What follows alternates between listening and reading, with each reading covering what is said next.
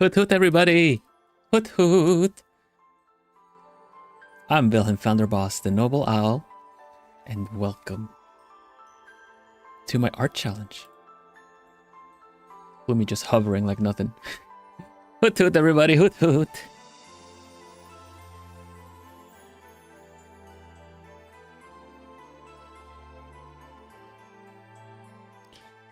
So let's see. Some chatter already, that's so nice. Hi everybody!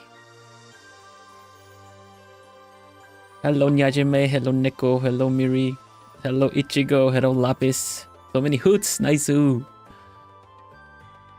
Hello Lena, hello Mariah, hello Kiyoshi, welcome back. Silas, hello.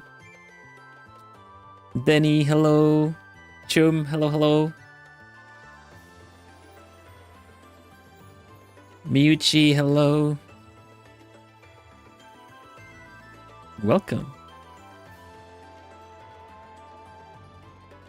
How are you guys? How's everyone doing? Is it bad if your tongue starts to tingle after eating pineapple? Yeah. Might be an indication of a bit of an intolerance there. Could also be that you ate the center, the core. That's usually can trigger some of that too. Yeah, it's not supposed to tingle, especially not feel like your the back of your throat is like scratched up and stuff after. No, that's just a bad indicator. Doing pretty good. Nice to hear it. Let's see.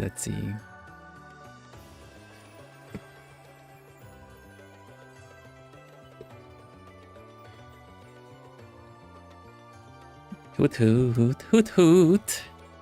Nice. Yeah, I'm gonna go back to my art challenge entry today. Have you guys seen it? Do you know what it's about? It's a crossover challenge, meaning that I'm asking you guys to draw 2 or more characters from different universes, different fandoms. OCs are okay too. That are interacting with each other. I got the idea from Tomodachi Life, essentially how people just incorporate a lot of characters into their islands and suddenly they're just doing everyday things, right?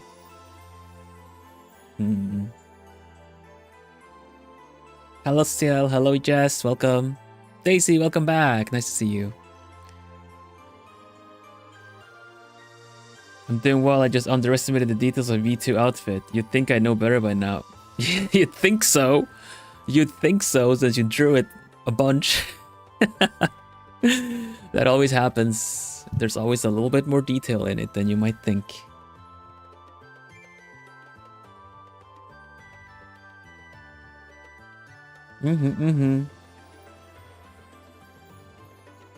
Is it possible to post a submission on the YouTube post tab? Yes. Instructions have been there the whole time. In the video description, in everywhere. Yeah, you have to go to my community. You have to go to my YouTube channel and then press the button to go to the community. And then there you can post it like a post. If it doesn't show up, then it might be held for review and I'll have a look.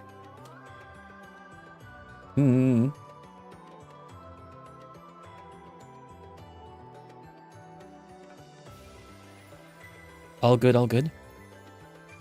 Yeah, like if the I believe I posted the instructions how to do it on the post.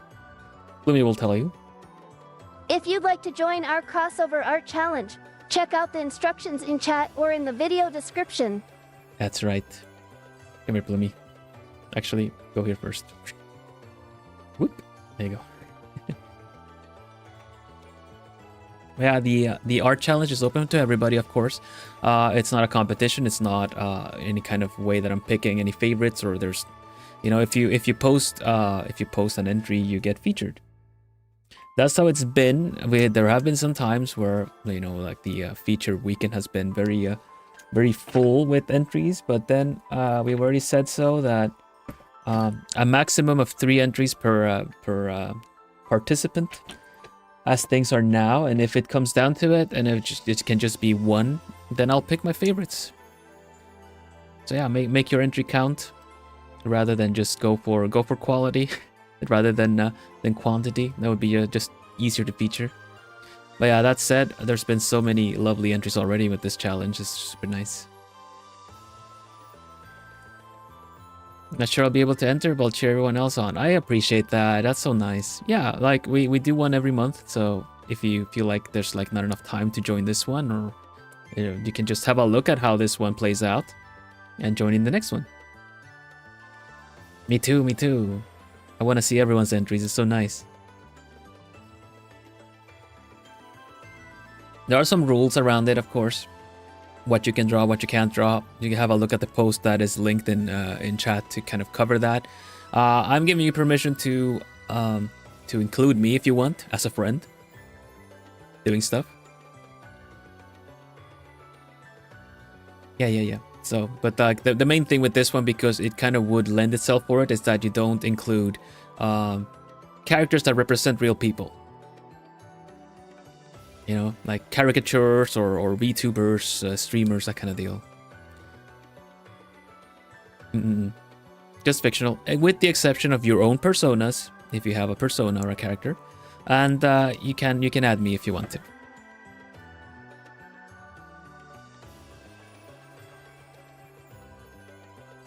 I like challenges like this where we can be super self-indulgent with the subject matter. I bet.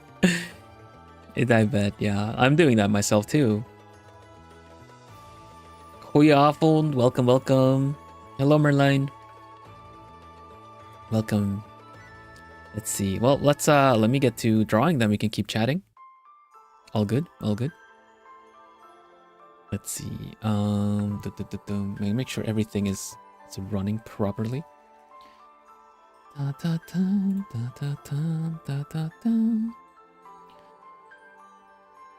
Yeah, I am drawing Link from Legend of Zelda, and I'm drawing Forte, which is one of the bachelorettes from Rune Factory 4.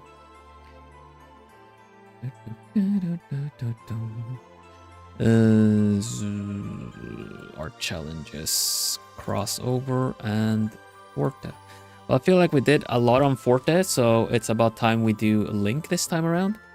There's some stuff I would like to fix with Forte, but I'd rather get some work done on Link before anything, because it's better to have an entry than, you know, have a half done one.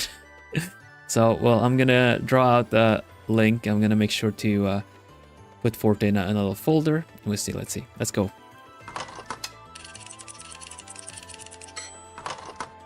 There you go.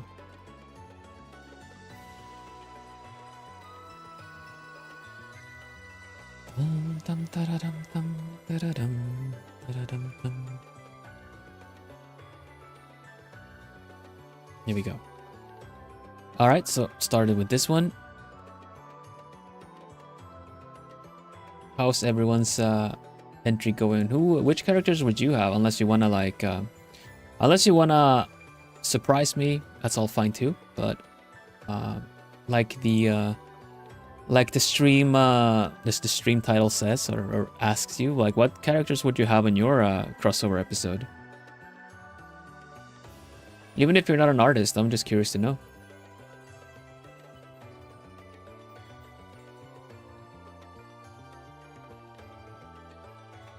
Just posted on the channel. I can't watch it. I can't check right now. I'm streaming. But thank you. I'll have a look later. Let's see. I feel like I'm like missing something that I'm crucial that I need here. Why do I have everything prepared, but I feel underprepared?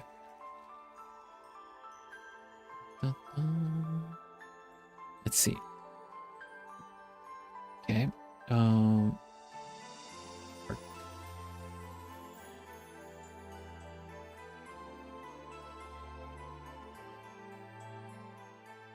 Okay. Got it. I always feel like I'm forgetting something. Yeah, I got that feeling, even though everything, I've not suffered any scuff so far. Can you hear me okay? Is like the audio okay? Because I'm almost like suspicious of things. We had so much scuff in the beginning of streams lately that, yeah.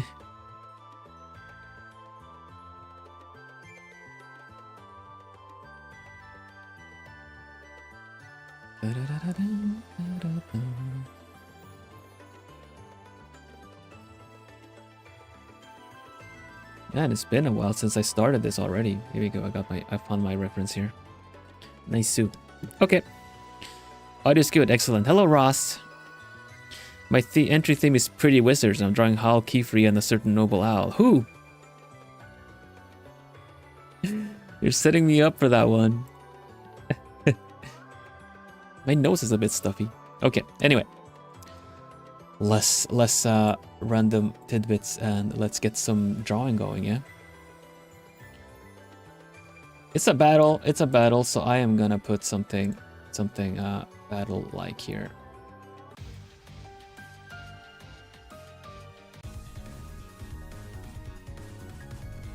Okay.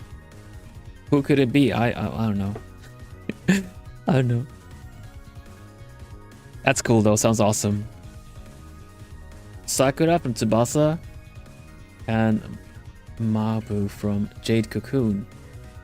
Cool, Jade Cocoon, that's awesome. Okay, have a nice time at work. Good luck. Good luck with everything. Productivity boost coming right up. Alright. So I have to draw a link. And Orc is taking up quite a bit of space already as she is, but we're gonna... Oh, where's this one? There's the right there, okay. Put you there.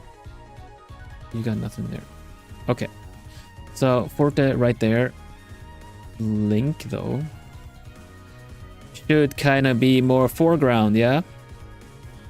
And I think I'm just making myself like I think just doing this really difficult for myself. Because the angle is really tricky. I was just like, how? Wait a minute, this angle is really difficult to do. Why am I doing this? Why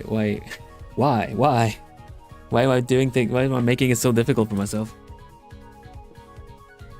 But then I remembered, I've seen this angle before. I think Anpachu drew me as like a Pokemon trainer in this angle, so it is a challenge. Yeah, that's very true. That's very true. That's why.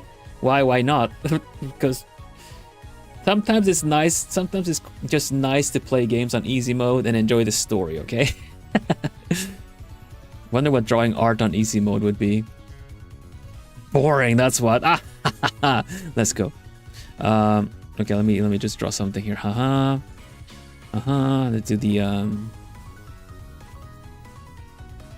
let me do the profile here. Also, you're completely valid to draw art on Aura. I'm just being silly. All art is okay. I just like to challenge myself a bit. That's all.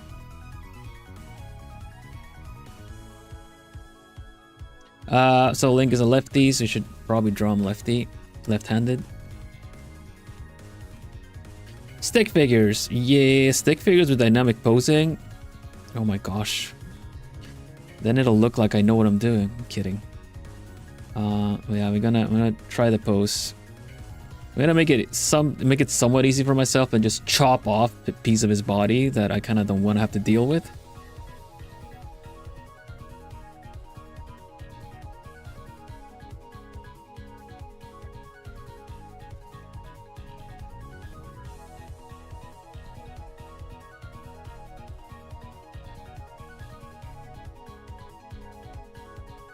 I'm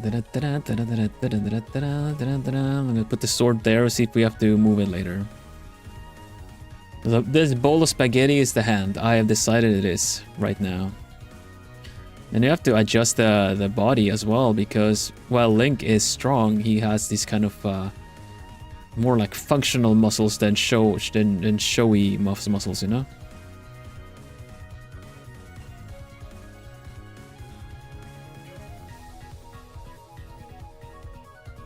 That's something I feel like manga anime gets a bit wrong at times. That very bulky muscles are not necessarily, you know, all around good. And people with less muscle mass could still be stronger because they have a stronger core. Right? It looks impressive though, you know, like a very developed body, but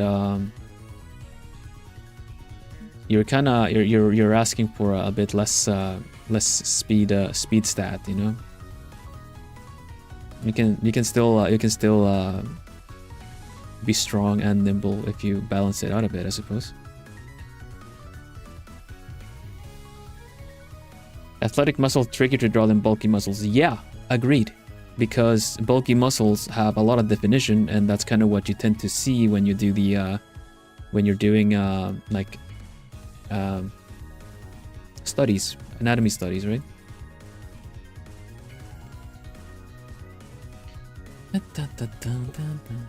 And also the same muscle mass will look very different depending on how long your limbs are. Yeah, I remember that people that have more of a compact body will generally probably benefit more from like doing like strong core and doing like powerlifting stuff like that, right? They would have an easier time essentially because their body is a lot more compact and everything is a lot more like centered in a way. I have very long legs, so leg muscles would not look as bulky.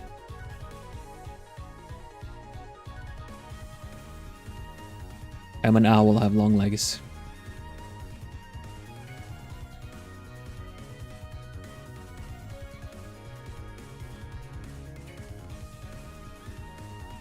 Probably gonna have to angle this a little bit. This doesn't look very good.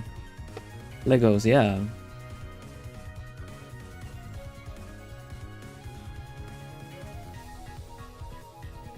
And the Legos you step on when you walk around in the dark. I am Vilhelm Vanderbos, Noble Owl.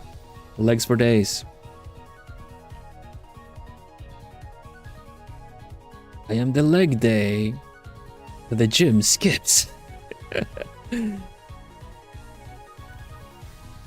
sick it's not an owl, just Dutch. Yeah, Dutch people are pretty tall.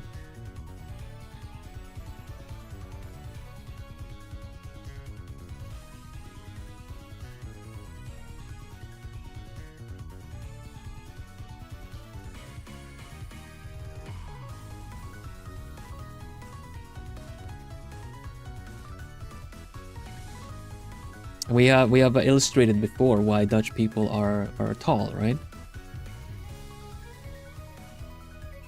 In case the dam breaks, then they can stay above sea level, you know.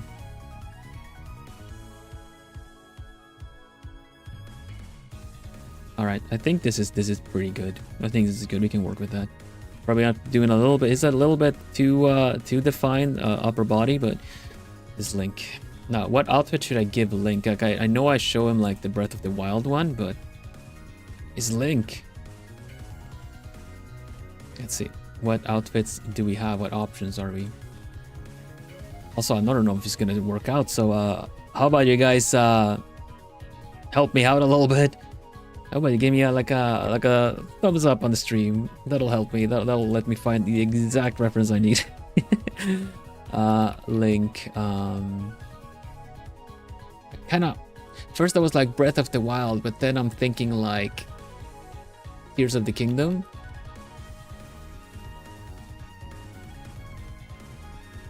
Because of the rags, they look so cool.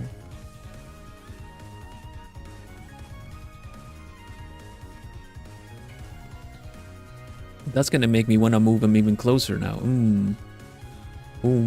Long hair. Thank you. There you go. Yeah, alright, you know what? You drive a hard bargain, Link. I guess I will just have to draw the Tears of the Kingdom version.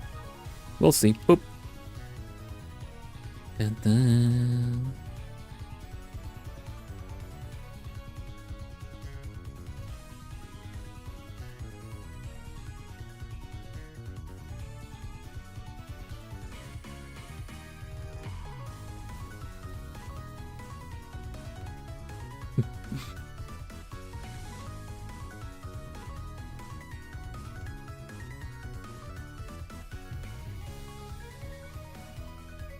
It's actually It's actually Link's Awakening Link, so he gets those eyes.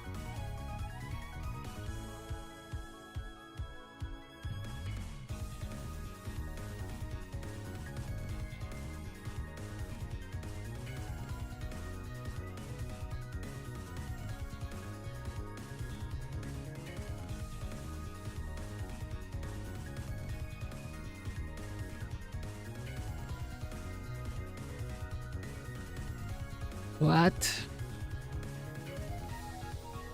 Okay.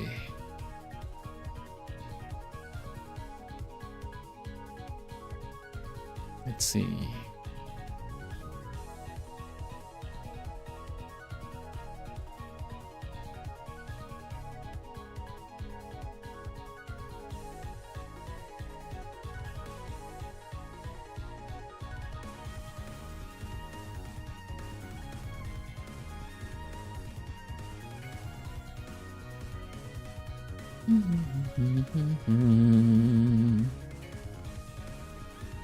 We need Tears of the Kingdom DLC. There's DLC.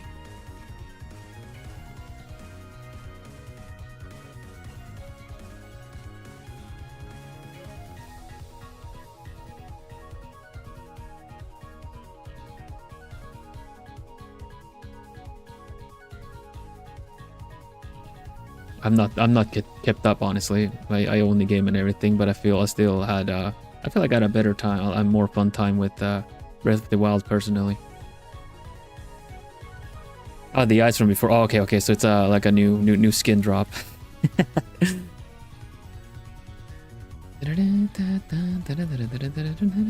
Okay, let's see. It's got a.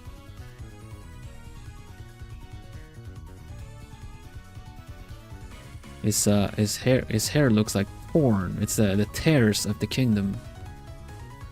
Let's see. And then of course, good old yeah, okay. Then what happens behind? Okay, I guess you still just have the your hair, huh?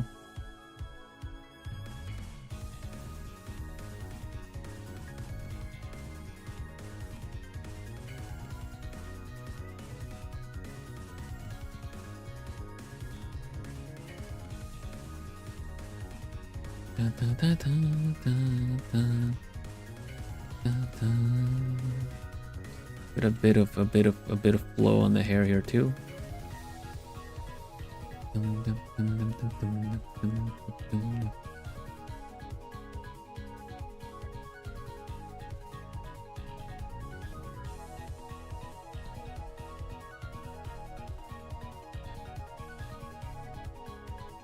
Okay, let's leave it like that for now. Let's see if I can touch it up a bit later. Okay. You have something here. Yeah, this covering about this much.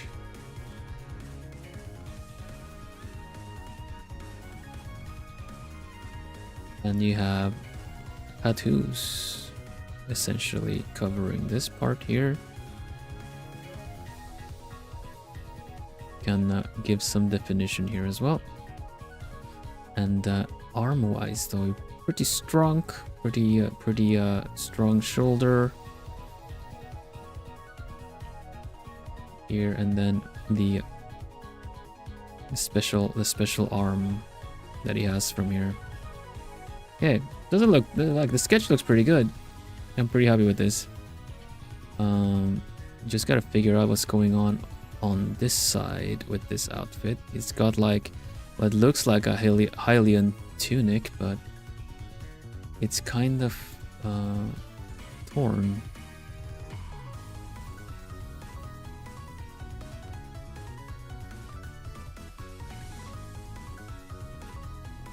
I think this reference works.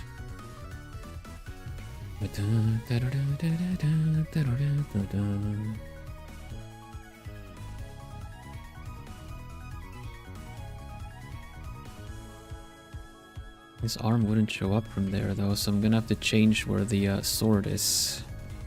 Where is your sword?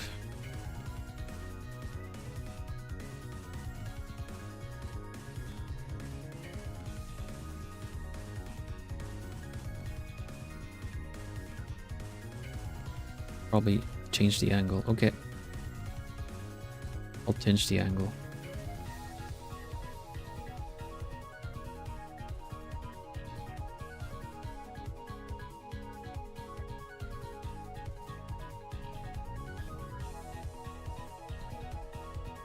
They both should have kind of similar hair, honestly, so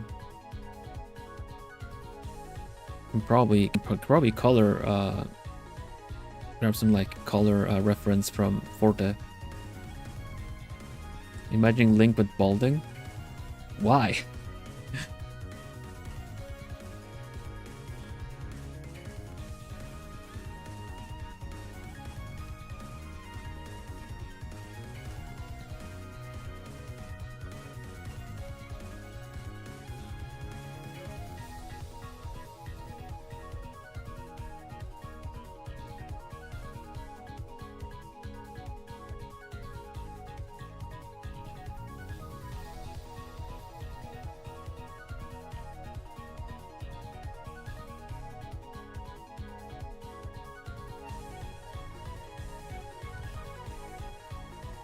This hand, I'll figure out. I'll figure out the hand a bit because it needs to go with the pose. The pose needs to be a little bit more dynamic. Right now, he's just kind of standing around, so we'll see how we can do him.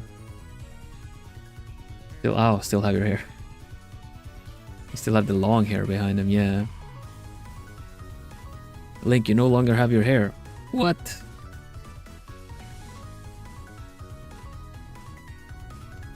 You. Okay. Well, I can have a lot of fun with this now. Light is coming from the side. Where's light coming from? Pretty much from where Link is. So this is gonna be. It's gonna have a lot of shadows on this side, or here on the back. Link is the sun. Yeah, right. Link is the source of light.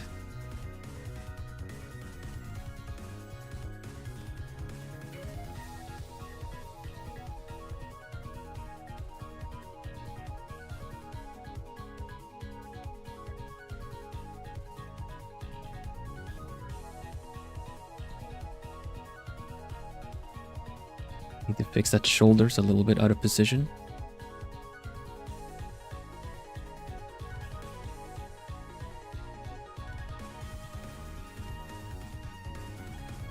Pretty good, pretty good. Let's do a little bit more of a darker thing on the edge here. His face is anime. He's anime. Of course the face always is gonna have. Maybe you can do this. Oh yeah, I like that. Try to think of the planes of the face here so we get the cheekbones.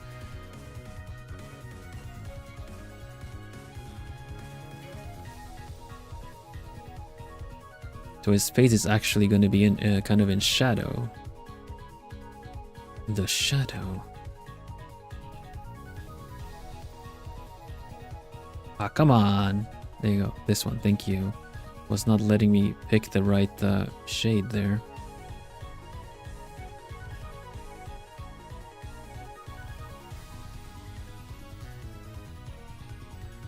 No, it's not bad. Not bad. Helps having being like working on commissions and stuff, because honestly, the sketches are just landing where I need them to. All right, you can just merge this.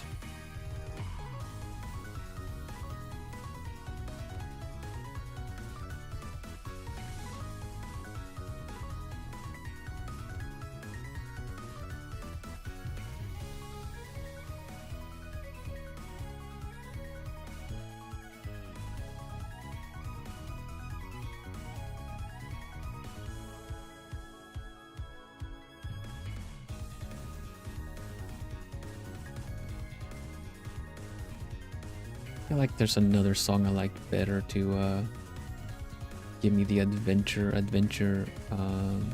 vibe. Let's see.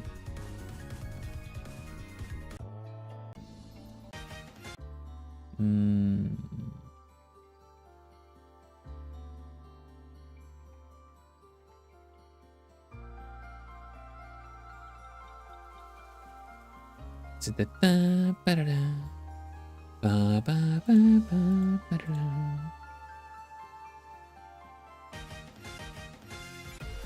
Yeah, there you go.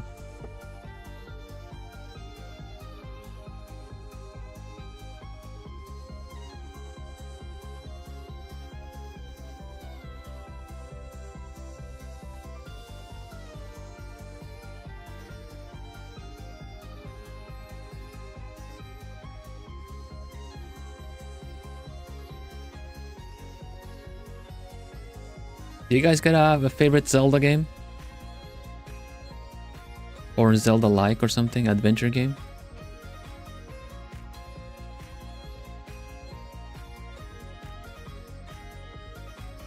No?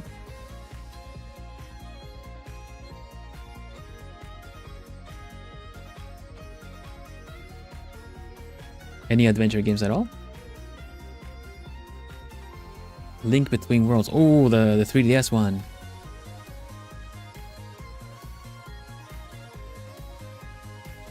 I getcha, Ichigo. I've played a lot of the games, but I haven't really finished a lot of the games because I think I'm kind of the same. Like, I really like the aesthetics of it. Let's see. The ones I like. Well, I really like Wind Waker. I really like Wind Waker.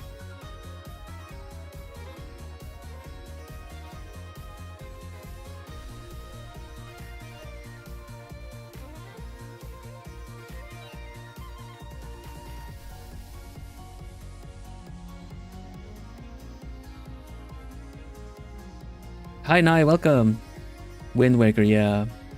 No, I'm very much the same. I realized that very much with Tears of the Kingdom because I was on that to really like on release everything, you know, but I didn't have that much fun with it. I guess I wasn't the target demography for that's it. I really liked puzzles. I really liked the puzzles. But character designs, certain character designs really put me off the whole, like, the games. So I guess I'm just really not target demography.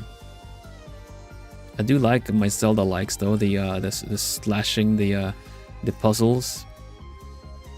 The kind of sword play and puzzles and everything. Ocarina of Time I also actually played through at one point. It was really nice too. Did not play Majora's Mask though.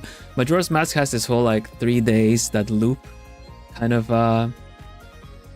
mechanic, and there's something about the whole thing of trial and error in order to solve that game that did not appeal to me whatsoever to even like look into.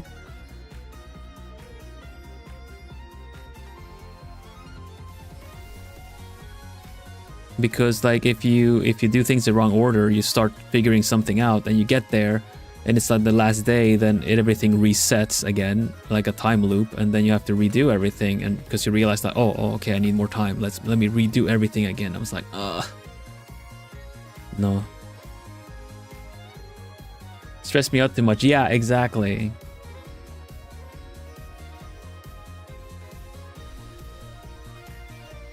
Yeah, I'm the same. A lot of the people that didn't get stressed out by it and gave it a shot really like it. Really, really. They swear by Majora's Mask.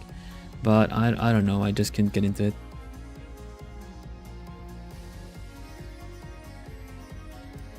Yeah, it was very eerie. Very, very otherworldly. Very, very kind of like, is this real or not kind of deal. Plus the whole world is ending. It's also very high stakes, everything suddenly.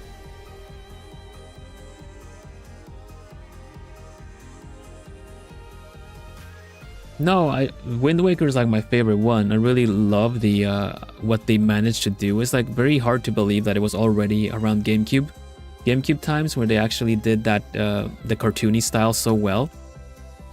But too many people got vocal over how they didn't like it, so they didn't really explore it much aside from the Nintendo DS version. And then it was more like a 3D model that didn't really have the same kind of stretchy, cartoony vibes to it.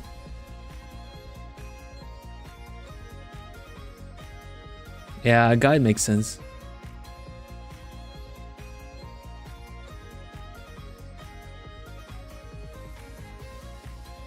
My favorite RPGs to play are definitely just play by post role-playing on forums. They usually peter out due to awkwardness or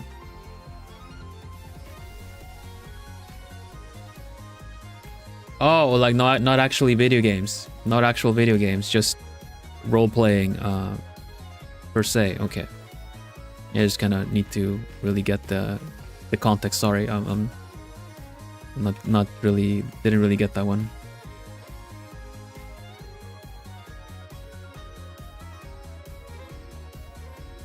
Playing Ocarina of Time and being scared by the Shadow Temple. The Shadow Temple is creepy. I can believe it.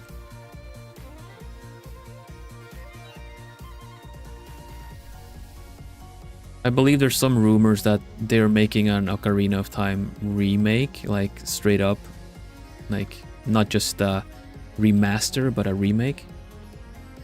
Hi Pudding, welcome. What's the challenge theme? Well, it's a crossover, Pudding. It's a crossover one. You can see it on the Discord.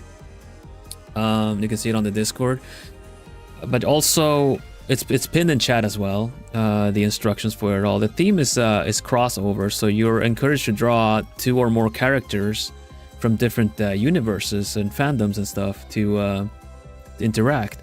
But please take care to check the rules, the challenge rules in the post that I linked to, because I have a couple of, like, you know, not exactly all characters are allowed and everything like that. So have a little look-see. Basically, characters that represent real people, you should be careful of including, such as, you know, VTubers and caricatures of real life people or actors and stuff like that. But, you know, I do give permission, of course. Like, if you have your own character, your own persona, you can include that persona, like a self-insert, right? And then, and me, you can include me if you'd like to have me there as a friend.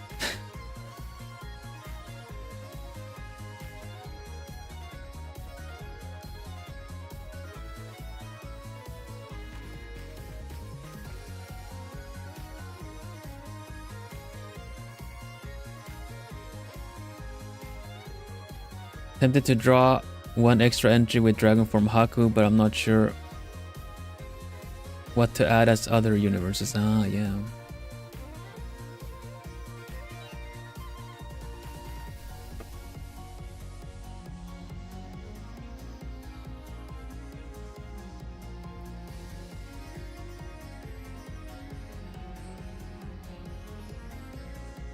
In the end, they used a realistic style for Twilight Princess. Yeah, but that was their own fault, because I remember seeing the tech demo for Zelda for the GameCube. Like, when they showed off the GameCube, I didn't know this, but like, when looking back on the whole like material and stuff, looking back on the GameCube, they showed off like a Zelda demo of what it could look like, and it looked very realistic with lighting and everything like that happening, almost like a pre-rendered thing. And then they released the cartoony Zelda, so they kind of did that to themselves. In that sense that, you know, they were hyping up a cool, realistic looking Zelda, and then they just do a cartoony one. I don't think anyone would have minded if they hadn't done that. They set up an expectation, and then no wonder people were disappointed per se, you know?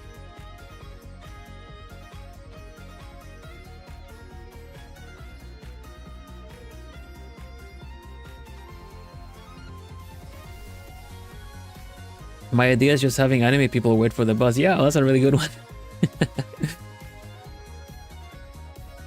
Just expect this, thinking about like, where are they going? Like, just kind of, that's just cosplay, isn't it? Like, people going to a convention. You can probably see that in the wild.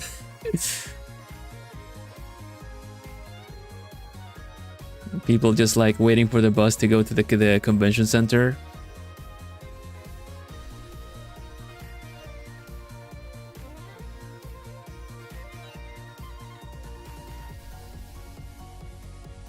Yeah, it's basically Totoro as well, waiting for the cat bus.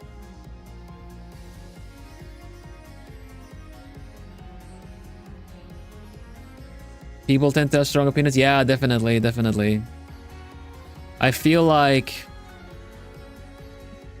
if it was done in the different order, where they kind of hype up a new Zelda game with a lot of cool like graphics and stuff like that, and they release one like Twilight Princess, and then they do an extra because they've done a lot of spin-off Zelda games now, like you know, brought back Link's Awakening and the one where Zelda is the main character as well. Those people haven't minded because, you know, we got Breath of the Wild and Tears of the Kingdom, so if they had done that same kind of approach with Wind Waker, more people might have been open to it. I do think like a lot of people like Wind Waker in retrospect, though. It has really good dungeons and mechanics.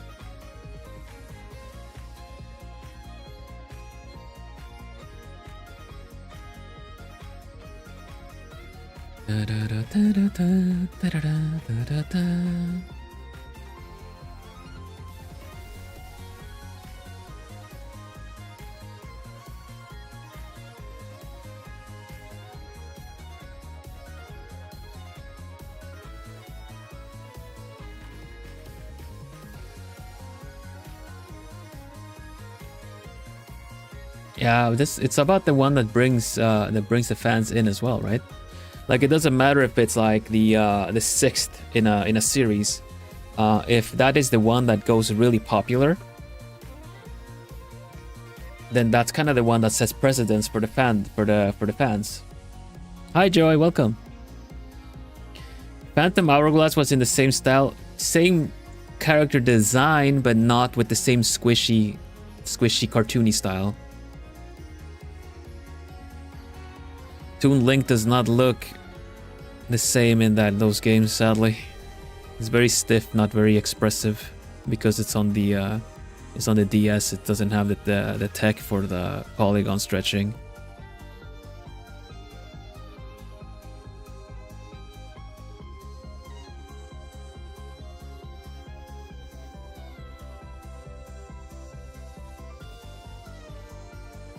Scraping paint. Good luck. Yeah, Tetra was there as well, yeah. It's just straight up a continuation. They've never been particularly good at continuing a story from the good ending of Zelda. Hi Freya, welcome. Yeah, they've never been particularly good at continuing like the good ending. Do you guys know the timeline that they tried to establish and then completely demolished with the following game? Do you guys know it? Because there was this kind of like design works book done, the Hyrule Historia, that kind of just sums everything up. And at that point they tried to even the timeline doesn't work, because they tried to really give a reasoning as to how all the games were connected. Because honestly, Wind Waker is a follow-up to Ocarina of Time. Wind Waker's a direct sequel. They talk about the Hero of Time. That's probably like one of few Zelda games that actually refer to another Zelda game.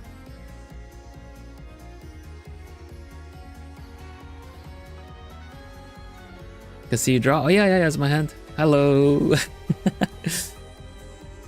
Hi Amelia. That was a timeline for the sake of a timeline, yeah. But it also makes sense in a lot of ways. But the fact that they created 3 timelines from Ocarina of Time is kind of why it kind of doesn't work out. And then you have Skyward Sword into Breath of the Wild, but at the same time, the most recent one, Tears of the Kingdom, completely demolishes any timeline that they had going on too. So yeah, no. When you start messing around with time travel, Ocarina of Time, then you in any, like, I'm not a huge fan of time travel gimmicks and stories. You just know. I have dropped animes and mangas and everything that I've read for a bunch of chapters. As soon as they go like alternate realities and time travel, I'm like, what? Gone. Gone. because suddenly it becomes Swiss cheese in terms of how solid the plot is. So bye.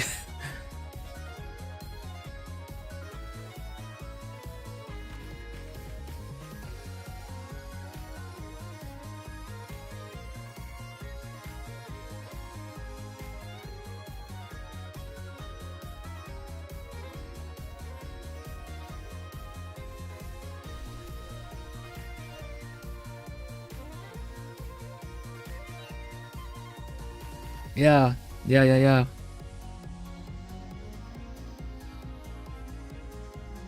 They did time travel, kind of both in Link's Awakening, or A Link to the Past, and Ocarina of Time.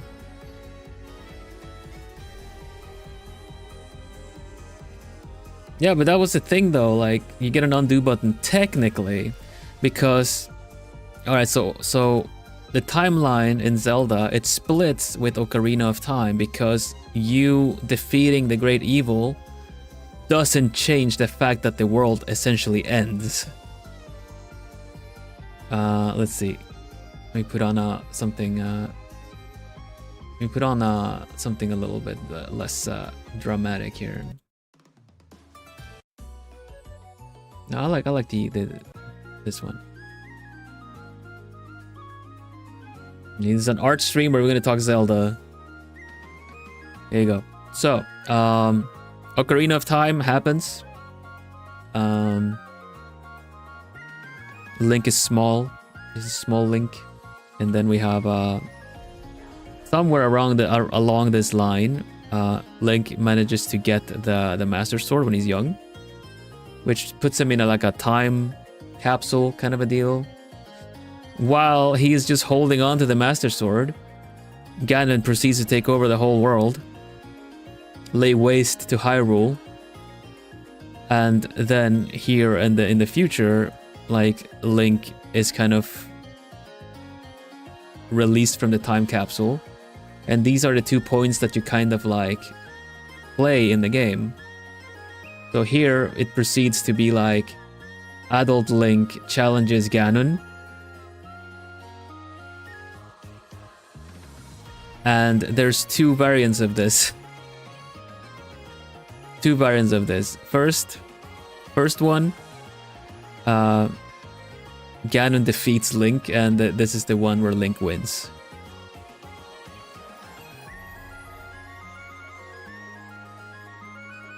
So, when you beat Ocarina of Time, this whole thing already happens. So Hyrule is already defeated. But like, Hyrule is already wrecked by a Ganon. But adult Link managed to defeat him here in the post-apocalypse. And everyone's happy, yay, and this is like, you know, the... But the one where Ganon actually defeats Link is where Wind Waker comes in, because Ganon did not get defeated by the Hero of Time.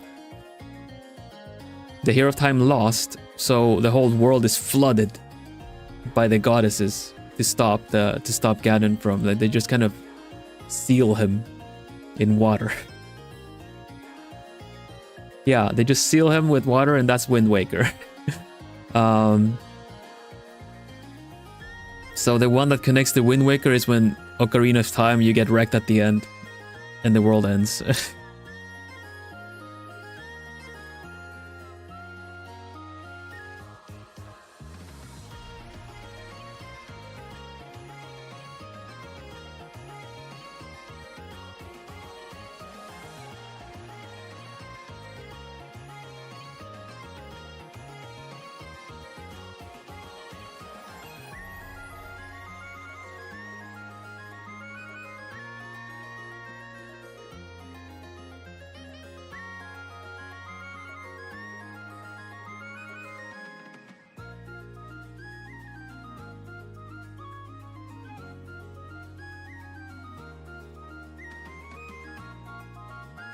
So yeah, it's It's a tricky one. As soon as time travel, and I'm not just saying it for Zelda's sake. In most like Miri said, there's so little. As soon as time travel is introduced, then it's already kind of like you get an undo button. Things either didn't happen or they did happen, but you kind of already split the timeline. So it's just like, ugh. I don't think it's a solid mechanic per se. I'm completely okay with alternate ones, like if a game has multiple endings depending on what you do, and then there's one real one or not, you know. Technically, a lot of visual novels, I can almost speak. A lot of visual novels are like that. Because you have like a true route.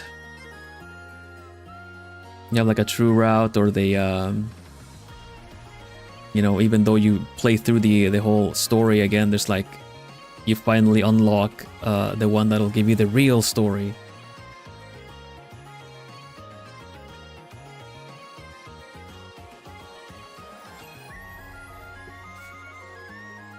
How the Sora, yeah, they just kind of, they don't think about it too much, and I don't really think it's thought out too much, and I'm completely fine with what they first initially try to do, which is kind of like, Link and Zelda are just actors in a new stage play, and they just bring back characters that you might like.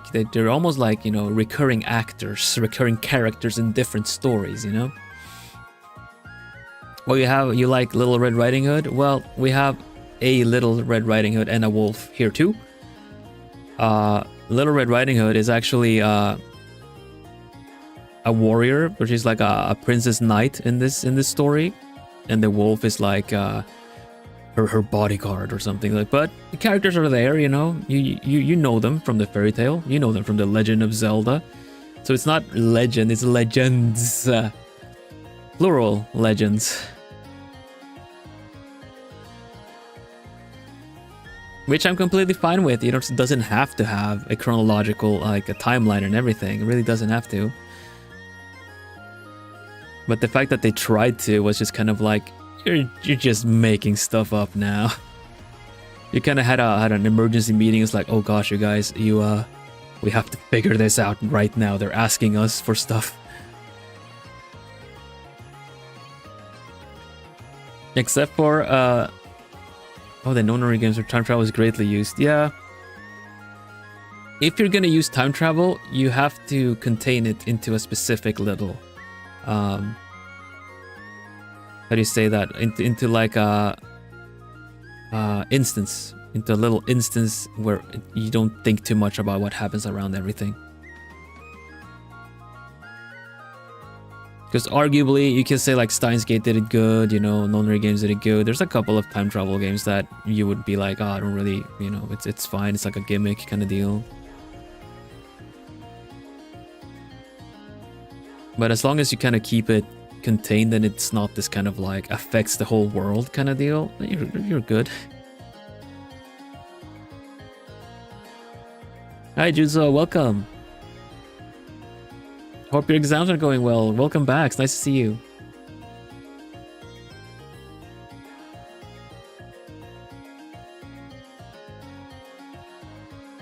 Pathologics 3 is a full time travel gameplay based.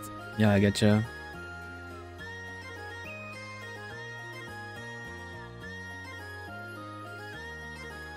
Yeah. Prince of Persia also came to mind as well, yeah.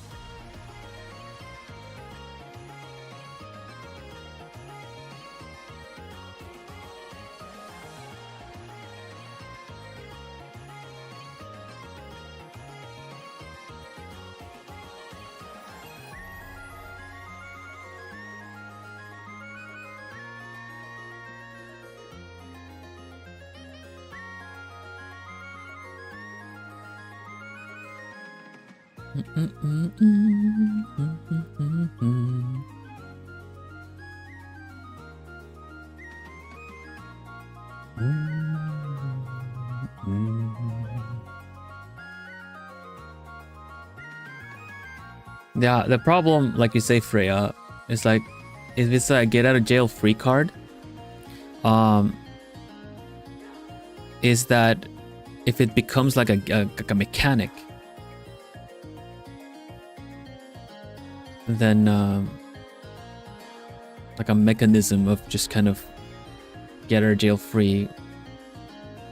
As soon as they introduce anything that is kind of implies that it isn't that much get out of jail free kind of deal, you know, then it falls flat.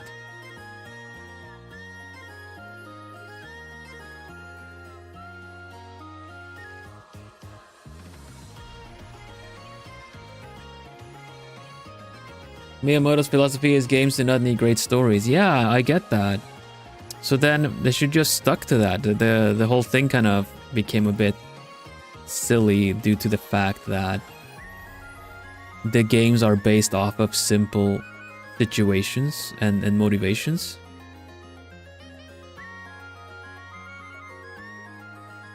Which again I feel like is completely fine.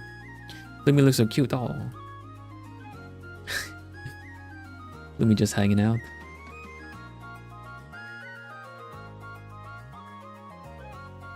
I do agree. You don't have to expand the lore to cover like everything, every little ounce of everything. You really don't need to world build that much to tell a story. You can if you want, but you don't have to.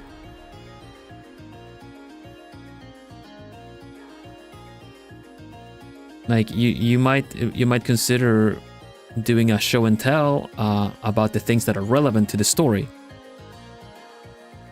But in order to kind of make it take place somewhere, you don't really need to, you know, take into account what everyone else is doing in that world.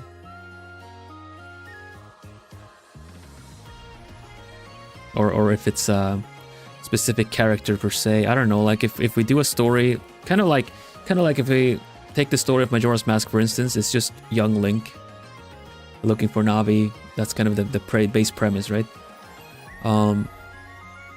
Sure, people be like, what about where's Princess Zelda? What happened to everyone else? They are living their life somewhere else. They're irrelevant to this story, so you don't really have to have all these kind of like journal entries or kind of extra like, oh, this is what happened to all the other characters. It doesn't matter for that one story.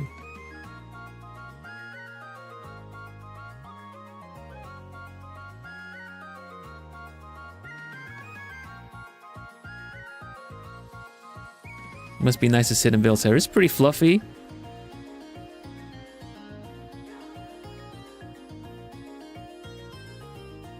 It's pretty fluffy.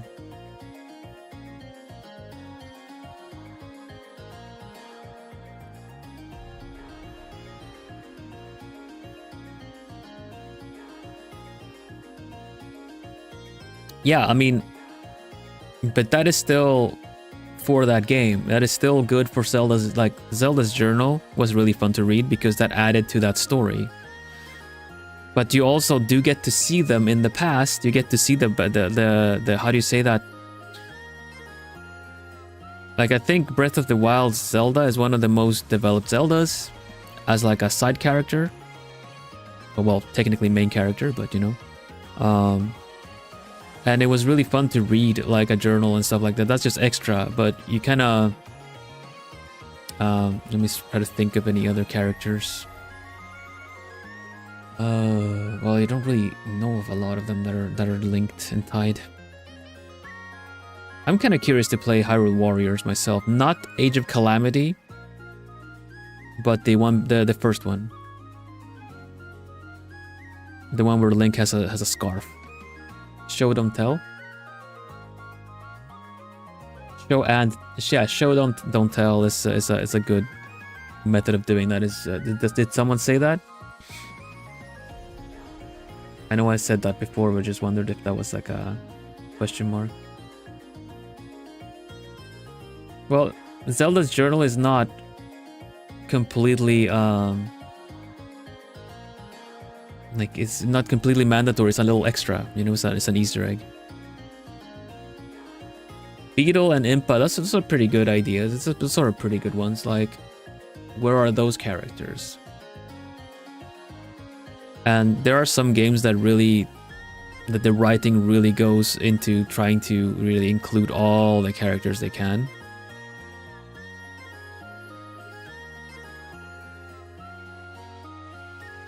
Hey Tony, welcome.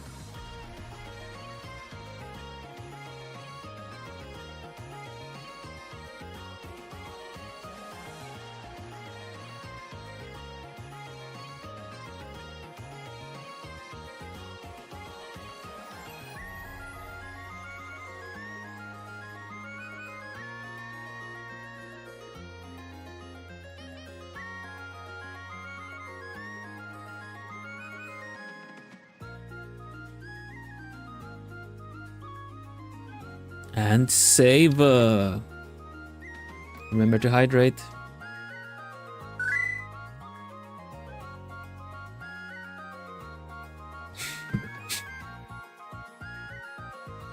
If you feel like my voice is a little deeper, it's because my nose is a little stuffed. Hydration.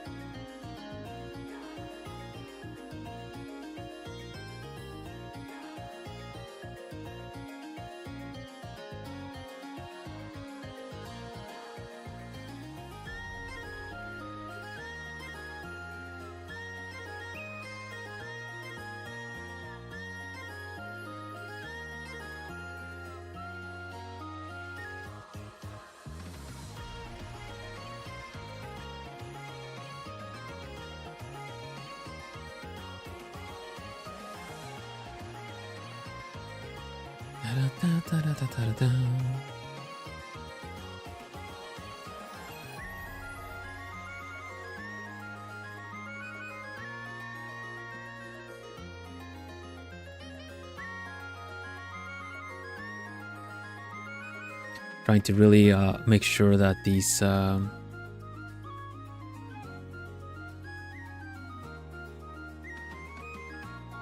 lines make sense on his face, because I'm not gonna tie his mouth completely, like, you know, all the way out. I'm just gonna do like a little bit of anime here where the lips don't necessarily touch. But I'm still gonna do a little bit of shading the upper lips here, just a bit.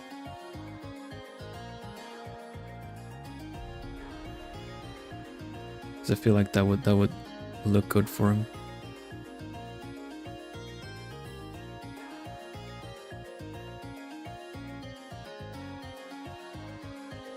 And lower lips. Yeah, that's pretty good. That's pretty good. Bit of shading on the eye. And probably gonna have a bit of light on here, because I would imagine a lot of her like armor and stuff like that would reflect a bit of light on his face.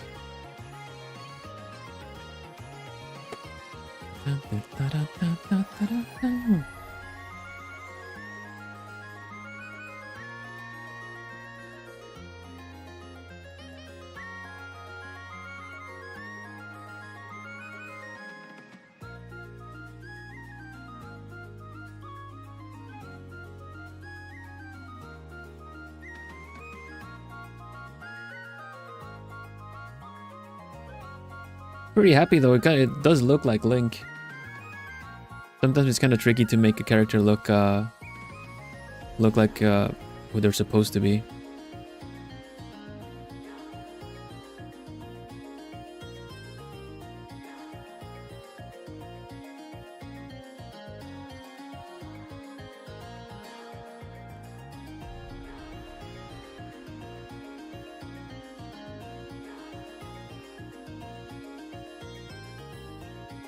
It looks very Link. Oh, thank you.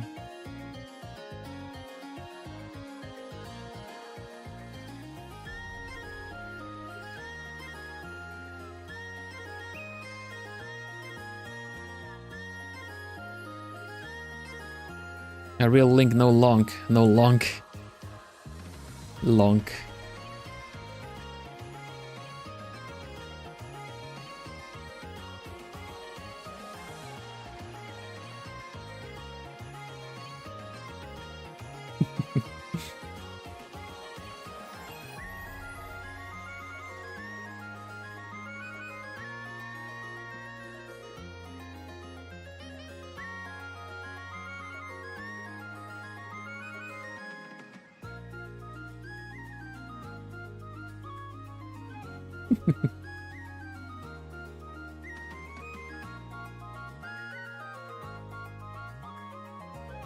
How are your doodles somehow better than my actual sketches?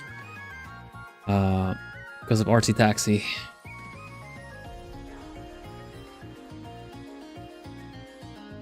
Because I'm an art taxi driver on my days off.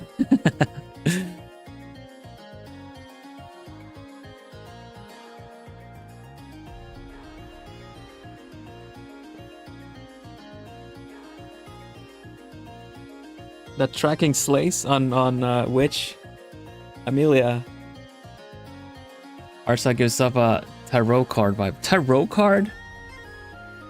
I've seen a lot of different tarot cards though. Like I don't feel like there's one in particular or not though, right?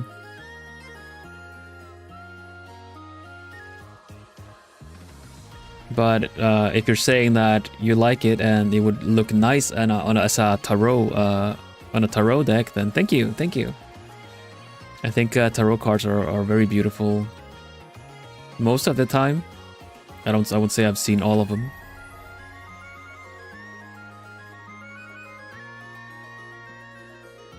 Your painterly style would make for an awesome tarot deck. Oh, thank you. Have you ever had a reading? I have. You like even on stream. I had like an old like a former colleague do a reading for me. You guys remember that? If you guys were here, Maeve Morveran from Globy, my kohai, did a reading.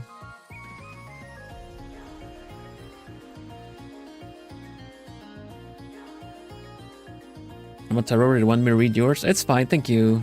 I'd rather, if I'm gonna have my tarot read, I don't want it to be on the by. I respect the cards. I respect the craft and the ability. So that's definitely not something I would like. I don't want to disrespect the cards in that it's just by. So thank you for offering. But I'm good, thank you.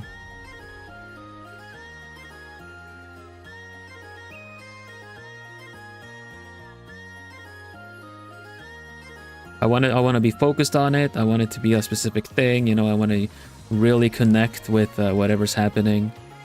So not while I'm streaming, definitely not. Thank you. I got one during a live stream, yeah, but that was like we were on call and that was a specific thing, so.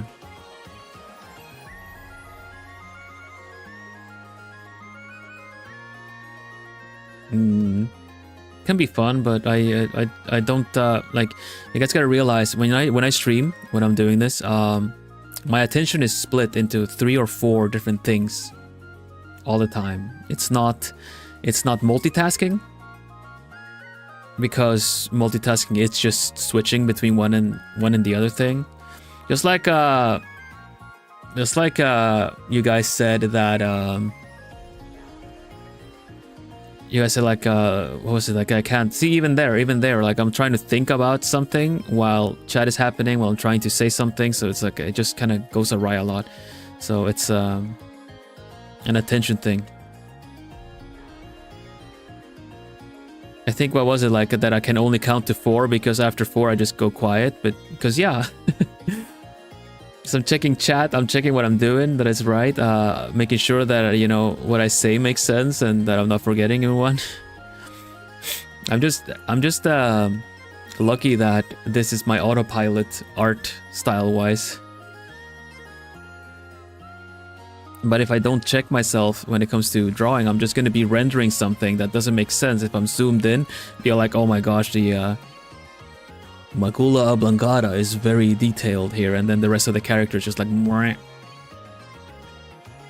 Already impressed by how much you can do while drawing. I have no idea where it's all stems from, but having a style I'm comfortable with helps, especially with the one layer thing. I don't have to think about layers, and then doing the painterly style because that's how I've been sketching. I'm consistently doing how I've been sketching traditionally, translating it into this. It is the only way I could do that. I cannot be working... if I would be working on commissions, which I have done on stream and I will be doing in the weekend, then I cannot really be measuring like how much I get done per hour because so much is pulling my attention. Do you ever do collab drawings with other artists? Aha! See, I've got a collab coming up. Thank you for the segue. Oh my gosh. Oh my gosh. Thank you. That was quite nice. Actually, I have done collab. I used to do a little collab series with some artists for a while, called Drawn Together. And either way, like if you've been here for the raid at the end of the stream, I usually raid into Squeegee, freelance artist, fun guy, little mushroom, friend of the channel. Squeegee, we did a collab as well. We drew each other. And yeah, like I also brought together Squeegee, Cooney as well. Cooney that does really cute Pokemon animations and his own covers and stuff. We've done each of them too. I did like a Drawn Together with, and then for a 4-artist collab, Drawing from Memory, we also brought in Leia Memoria, which is from Variance Project. It's a corporate VTuber. This was while I also was a corporate VTuber, and now I'm gonna bring everyone together again for the same kind of deal. I think it's just kind of an easy kind of doesn't have to think too much about it. But we're gonna play a game that's actually on stream. Like it's actually on Steam, called Drawing from Memory. And it's one of those kind of like Jackbox style games where you kind of give prompts and then everyone draws something. So we're gonna have a joint theme. Last time we did Nintendo, and probably gonna do the same thing again because it's just very recognizable characters in general. And not all the characters got picked, so we're gonna probably do that again. And yeah, it's just kind of, it's really fun because we have different amounts of different, how do you say that, affinity to Nintendo. Different consoles, we played different consoles and stuff like that. Squeegee straight up has Aphantasia. Do you guys know what Aphantasia is?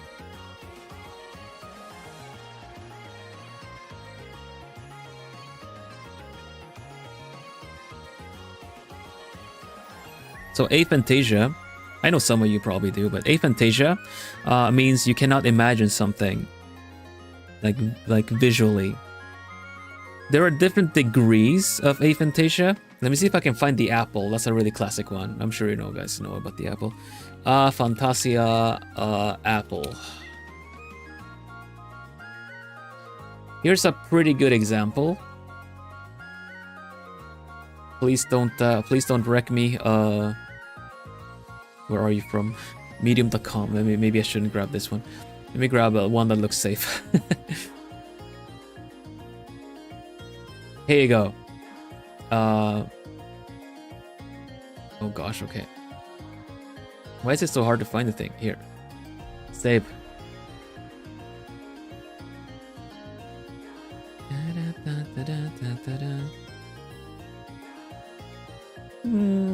I still like this one best. Let me see if it's a bit of a low res picture, so let's see if it looks. Yeah, there you go. It's a monocle. Thank you very much. It's a monocle.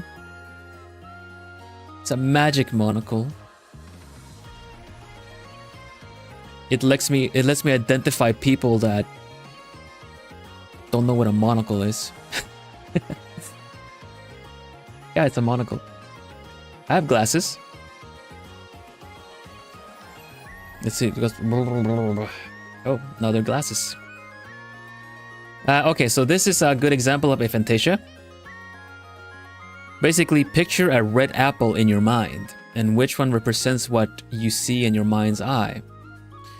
And I think my former colleague and friend now, and still friend, Kohaku has aphantasia. Really can't really see the apple properly at all. I have 6. Cool, I did too. People imagining full shading. Yeah, we're gonna get there. So basically, Squeegee is a number 1, but still is really good at drawing characters from just kind of trying to break down what they look like, but without visualizing it. Me, I can see the apple, I can rotate the apple, I can change the lighting on the apple in my head, I can pick it up, look at it, taste it probably. So a very vivid imagination and very visual such. But yeah, you have artists that you have really great artists that work with like between the first 3 even.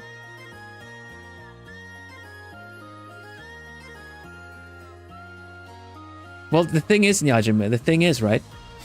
You say like having 6 for mind's eye but being unable to draw is torture. Yeah, but having 6 and being able to draw can also be its own torture, if you're gonna call it like that, really. Because you will always visualize more than you can actually bring into a kind of a canvas.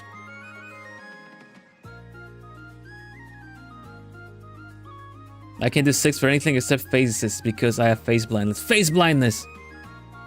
So basically, if the perfect camouflage against Miri is to get a lot of masks of faces and then cover yourself in it, she won't see you. I'm kidding, I've heard of that. Basically, you have a really hard time like visualizing a face, and it's not that you don't see faces on people, it's just that it doesn't register, right?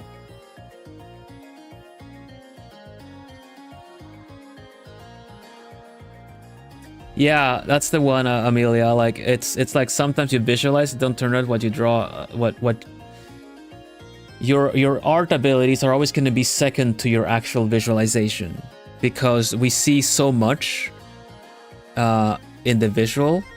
It's kind of like trying to explain a dream. You get so much data in your thoughts, and then to put that into an illustration is very difficult, because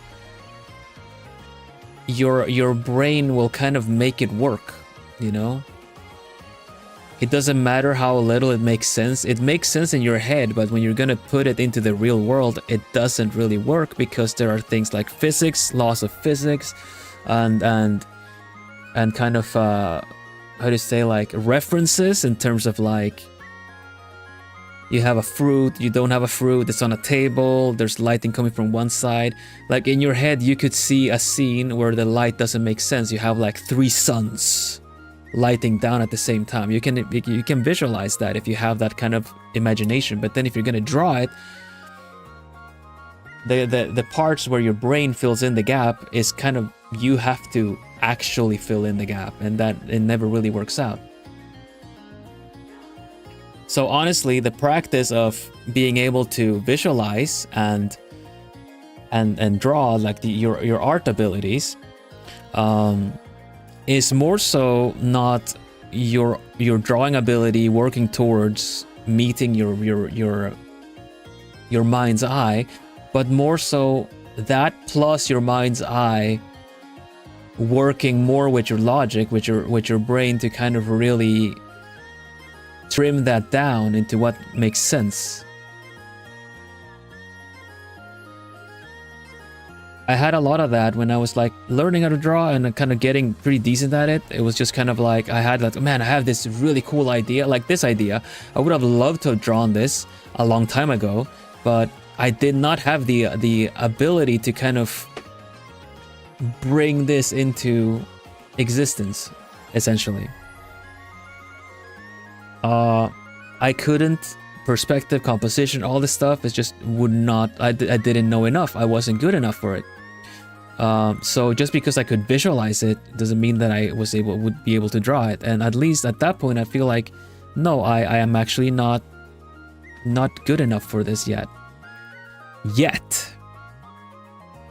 once you learn a little bit more about the drawing and like art techniques and rules and guidelines that you can use to your advantage to be able to put this into a more cohesive or more kind of like a picture that more people can relate to, and not just because you see it in your head then it's that's the real one. The more you work like that, then the kind of the more you gather the tools to kind of express yourself essentially. Does anyone have any tips for making a D&D character? Well, I do actually have a randomizer on my channel. It was an old, it was a previous art challenge actually. That's kind of funny that you would say, so you can always use that one, Hope. If you're having a hard time figuring that out. It was D&D drawing. Let me see, D&D drawing. It was a really fun challenge. I will show you guys what I drew for that challenge. Here, roll for inspiration. This is your randomizer to create a D&D character if you want. You're just supposed to pause. You're just supposed to pause alongside this short whenever each of the categories is presented, and then you get your character on the other end. And to show you, I actually I did a catfolk, I did an orc, I did a dwarf. Let's see, D&D drawing. Here it is. So I have I drew a dwarf ranger for this challenge. See here, it's like a dwarf. I got dwarf, ranger, true neutral, and the extra is an optional but likes to read. So I drew a dwarf that is trying to read while well, not really looking where he's aiming. I didn't finish it all because it's very sketchy still, but you get the general vibe, right? And then I did a what else did I do? I did a catfolk, lawful evil, so I did a cat character here. This is a catfolk warlock, lawful evil, and carries a giant weapon, so actually give it a spy-hander. As a warlock, right?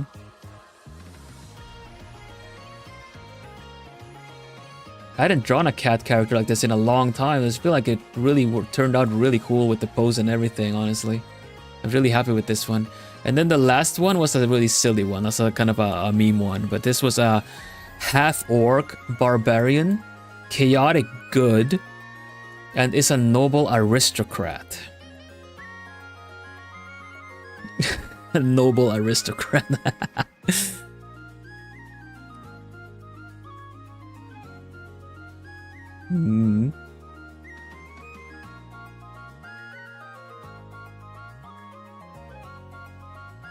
Random generators are really fun for prompts. Yeah, agreed, because it makes you start thinking. You have to figure out how to go about it.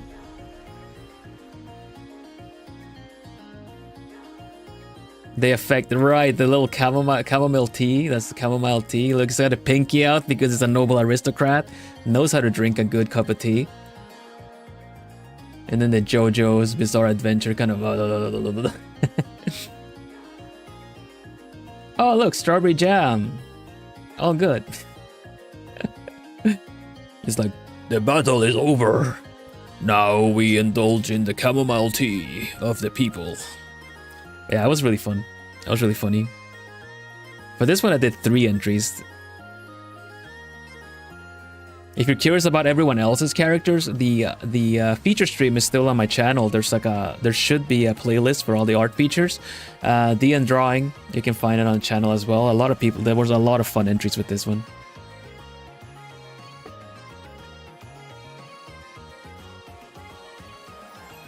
It would be funny if each Vilsona have different art styles. Oh, it would be cool if they actually did.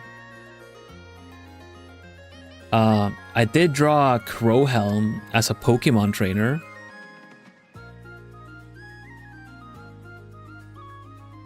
It's mostly Crowhelm and maybe Evil that have gotten a lot more features elsewhere.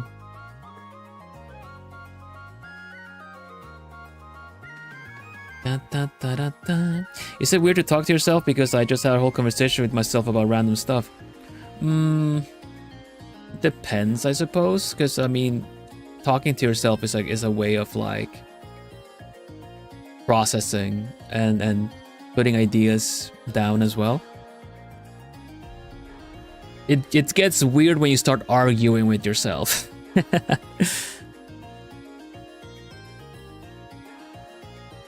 Vilhelm Tim Burton style would be so fitting.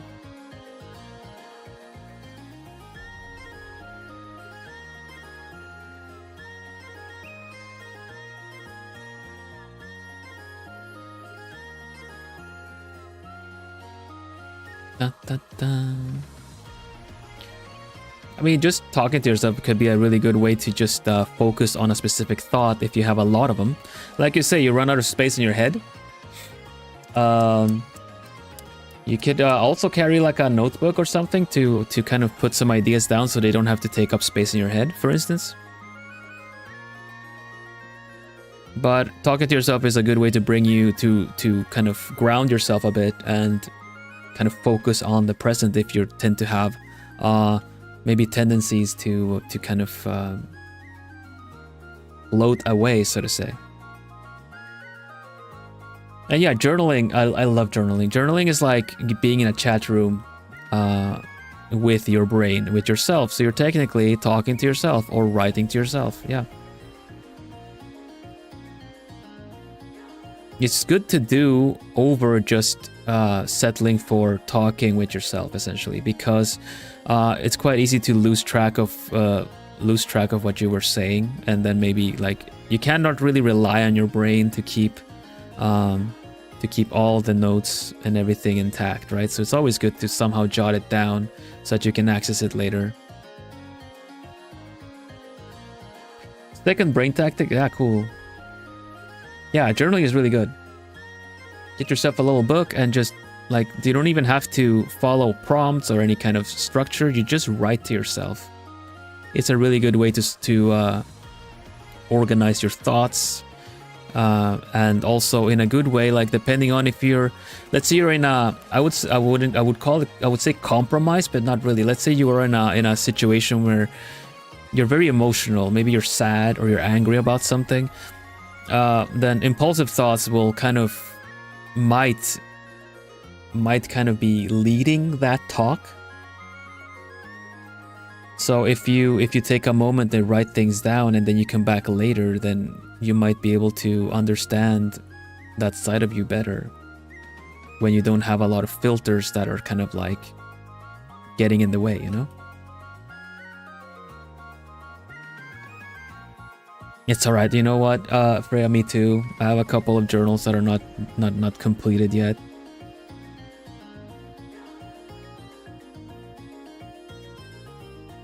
You can put it in your notes app as well. Although, like, I feel like if you use your phone, you could have like a situation where you get distracted.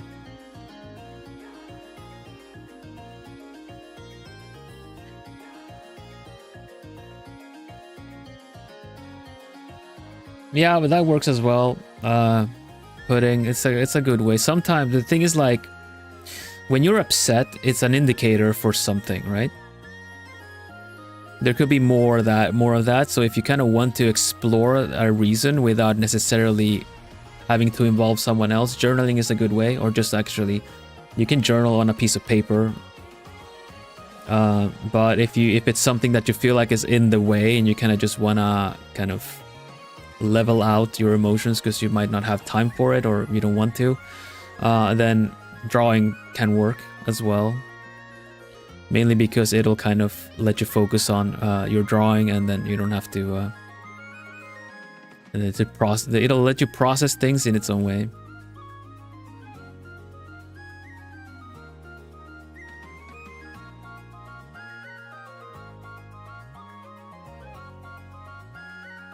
Journaling is low-key therapy, yeah. It is. Like, you can have guided, you're essentially your own guide, you know? But I think it's really, if it's something that keeps happening to you repeatedly, or something you just can't figure out why things keep happening a certain way, it's a good way to write it down because it'll let you process things differently.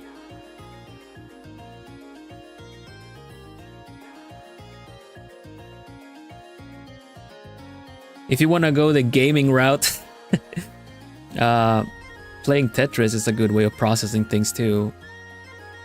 Something that that activates your like logical thinking a little bit, and while you're playing it, it might actually also sort things, but it's not in any way substitute for journaling to figure things out properly.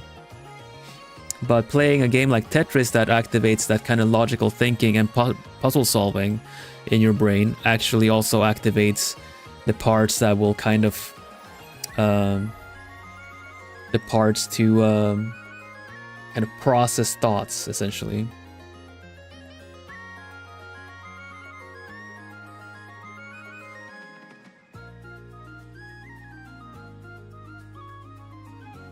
If you like you say, Merlane, so bluntly that you were to go and do this to friends to their faces, I hope that it's a that there's kind of like consent and boundaries involved, because I've been on the receiving end of it and it's not particularly nice to just unprompted get a lot of things that, you know, you need figuring out thrown. So please keep in mind the people that you involve in things like this.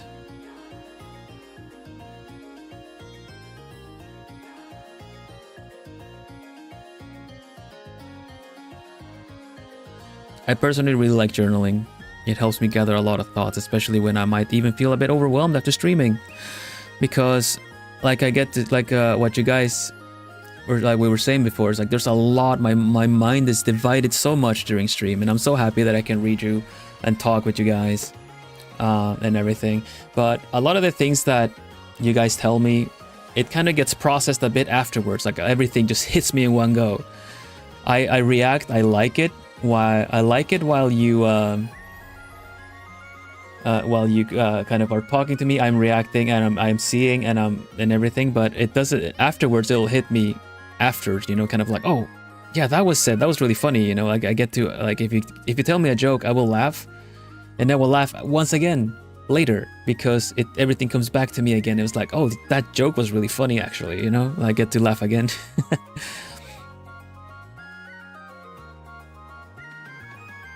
Streaming is really tiring. It is really tiring. It's a misconception that you think like, oh yeah, you just go live and you play games. You can do that, but if you're gonna be entertaining while you're doing it, then it is really tiring, because it's a bit less about you and more about the whole of things, the whole thing, the entirety of things. You know? I really like it though. It lets me connect with all of you. It's super nice.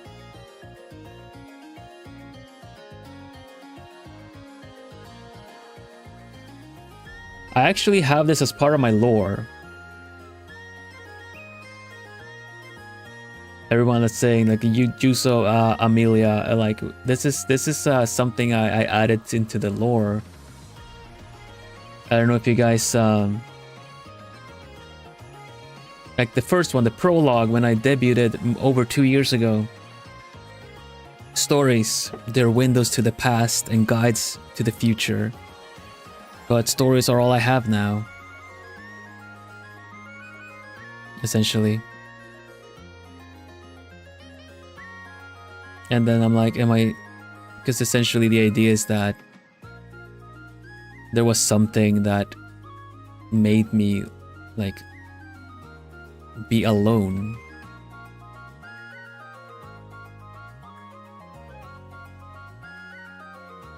But then when I was at the darkest, when I was at my darkest, almost being taken over by this kind of sense of loneliness, right?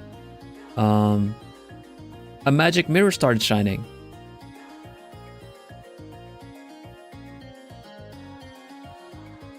Because I held on to hope that I wouldn't be alone anymore, and that someone is out there. And then maybe we could write our story together. The one that was out there is you. Regardless of you being here at the point of debut or not, you're right there. You're right there. And we have been writing our story together. because then after that lore video, the extended lore for the past and the following, it's something that everyone has contributed to as part of the channel, which is why I would get super emotional about it after, like, when I was able to go independent after everything, because, you know, it wasn't, you could look at it very kind of superficial, that I was allowed to keep my IP. I was allowed to keep my IP and character and name and everything. No, I was allowed to keep a whole world. A lovely mansion full of lovely little owls. That just keep me company all the time. Do you have any tips about being a VTuber? Yeah, I do. And this is kind of like, I'll just put that out there.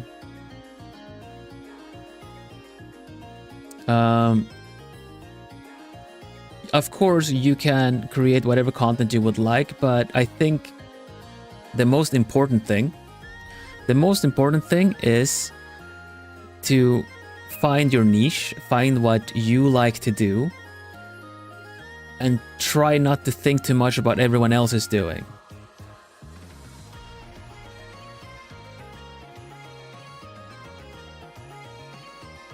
Of course, you can do variety streaming. It kind of, well, first of all, figure out what you want from it, what you want to do. What do you want to make friends? Then it doesn't matter too much if growth is important. If you want to grow, why do you want to grow?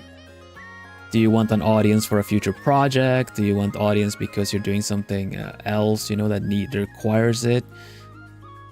You kind of, there's a couple of things to figure out before you get into it. And then after that, it's just kind of go for it. Like, try to use a PNG, use a character, do a simpler intro to kind of see if you even like it. Because I know there's a lot of people that have bought their whole setup and then they get into it and then they realize it's really tiring, because it is really tiring.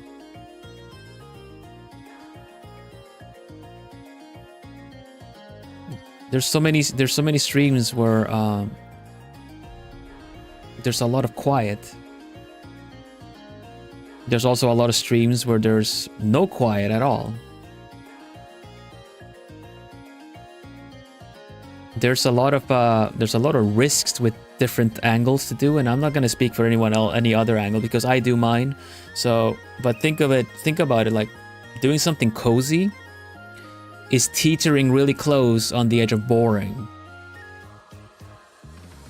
Cozy games, you know, if a game is cozy and they don't really get what makes a cozy game fun, it falls into kinda boring. Could be boring.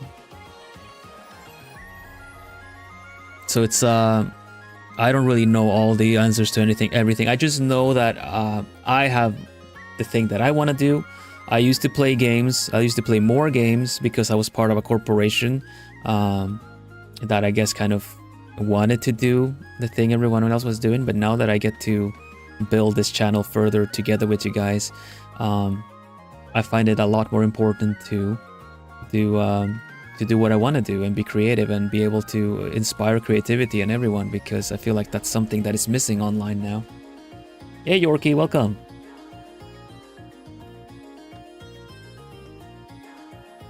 What are your goals with your VTuber career? Well, I want to keep doing this full time. And I want to inspire. I want to inspire creativity in people. Because when I was an owlet, there were people that inspired creativity in me. That were there, that were reachable, that were accessible, that would teach, that would kind of give, like, inspire, or like encourage what I was doing. It wasn't like, you know, the kind that would just bash on what you were doing or anything like that. No. So they inspired me to carry this on, because there was a lot of people and situations that were inspiring me for the opposite. If I had I think that if it wasn't because of these key individuals or channels or creators or anything, I would not be drawing today, because a lot of things pointed towards it's not worth doing, because it's only for talented people. It's only for like, you know, the ones that, you know, they already have contacts. It's only for people that know what they're doing, and so on and so on and so on. But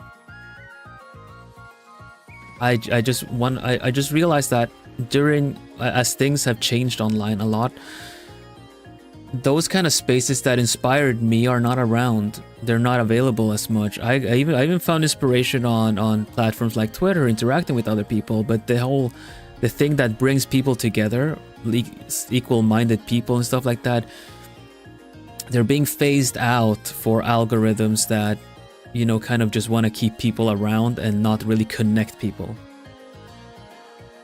Yeah. So that is my goal. And every time anyone says that I've inspired them, or that I started drawing because of you, or I give it a shot, I give it a try, it's that gets me really emotional, honestly.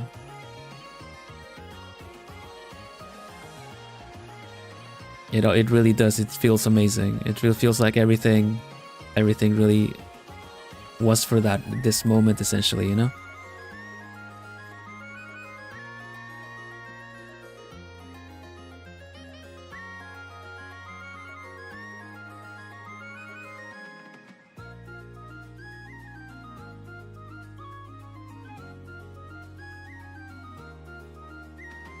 Yeah, and that's why I do the art challenges, and I'm really clear about that.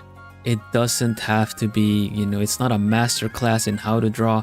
I would gladly teach techniques on how to draw, but I feel like I have my way of drawing, and I know plenty of other ways as well, in case anyone was like, I don't know how to draw like a ribbon or something, then I can show how to do it. And, you know, you take with you whatever you want from that, or ask questions and stuff like that, right? So I feel like it's better if anyone asks me something specific, because then I can understand what you need, what you want, and it might help other people too.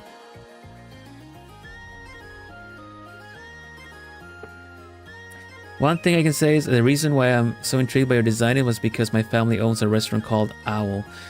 You own a restaurant called Owl? Well, I'll be danged.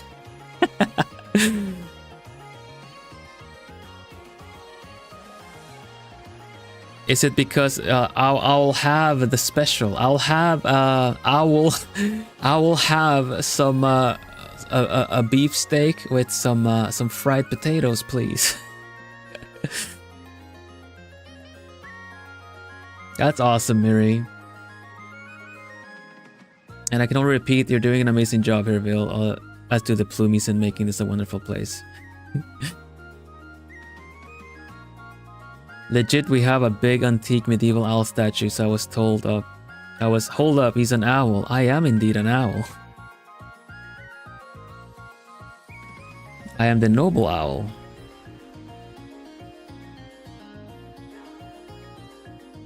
Yeah.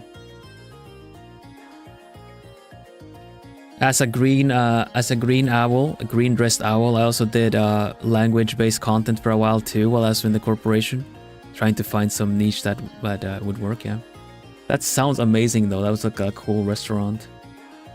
Hi Void, welcome. Yeah, of course. Honestly, I have some tags like that, you know, on my channel, on my stream, generally like owl character, because that might, like, some people that like owls should find their way here. You get to be your own little owl, right, Plumie? Yes. Imagine a stream teaching Plumies how to speak owl.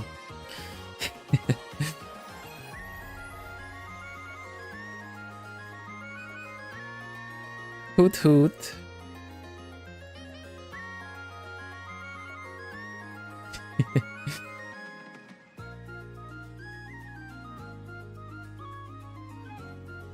Yeah, no, I really like what we have here, and it's a lot of it is honestly, heads up, Juzo, this is an emotional thing that I say too, okay? I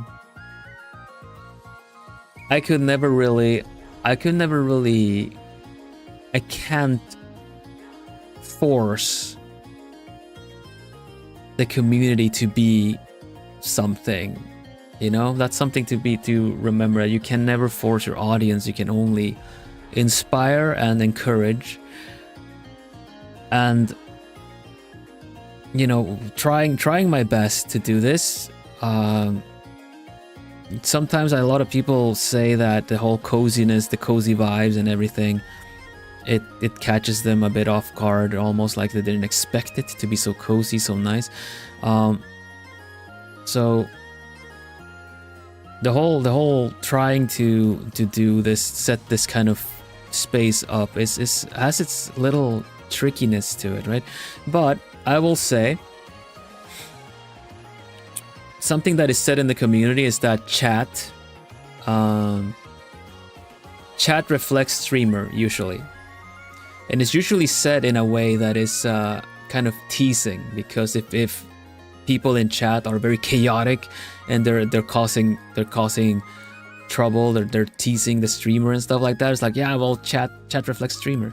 But in all honesty, if chat reflects streamer, then you plumies are the biggest compliment I will ever get. Because that means that I'm doing a good job here.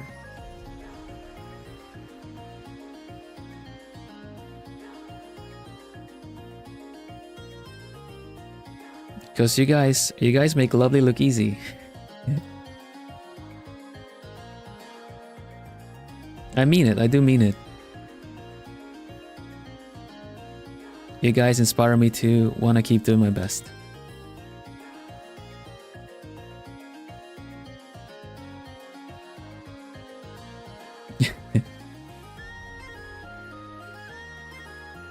And also shout out to my Plu mods as well.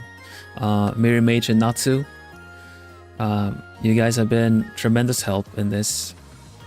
The moderators, they help me keep the place cozy. And it's not been easy half the time, you know, but I think you guys also deserve a big thank you.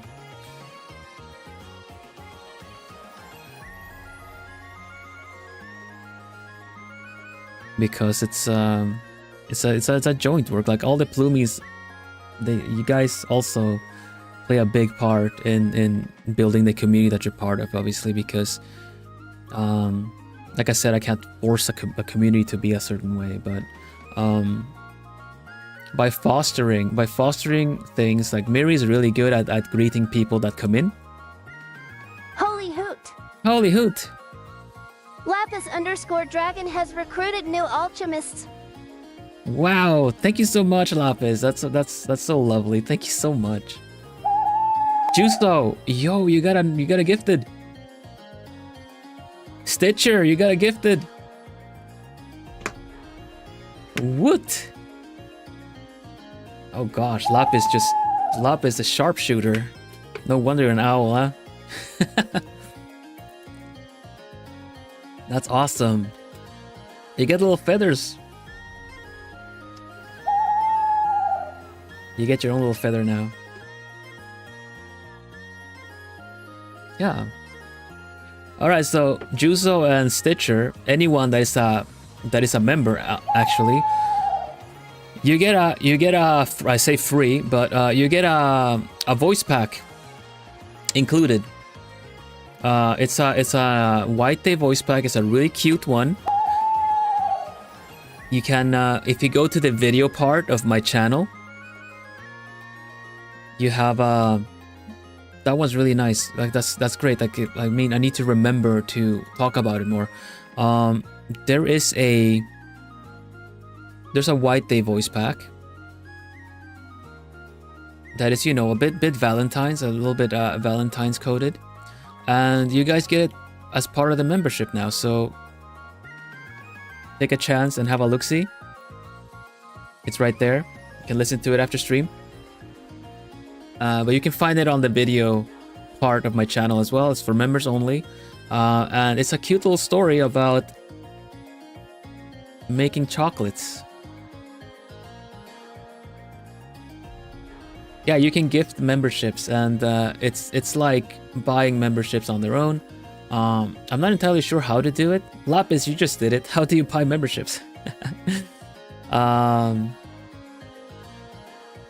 So yeah, if Stitcher, you can also have a listen to it if you want. It's a nice, cute little story. I love it. It was written by, I actually commissioned Mary Mage for the script, and it's super cute.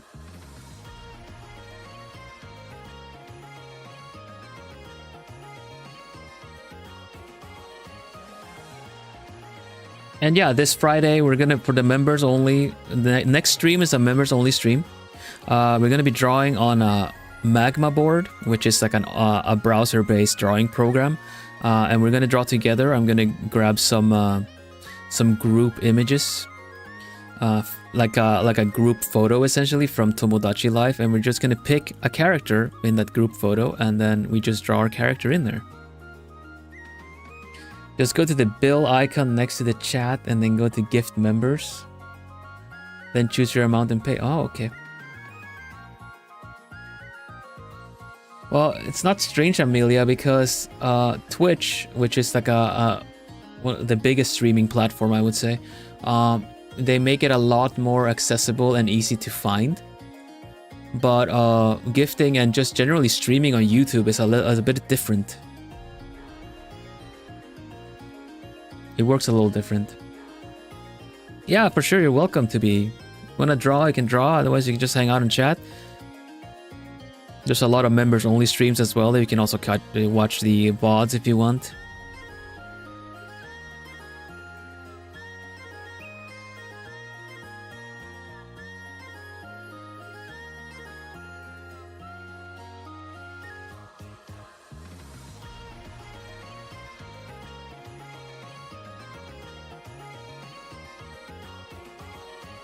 You make a D&D character while watching the stream. Awesome, Hope.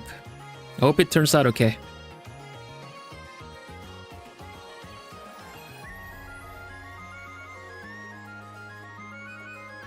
That is a question I have in mind often. There's often a debate, is YouTube or Twitch better? So let me switch it. Do you prefer YouTube or for streaming?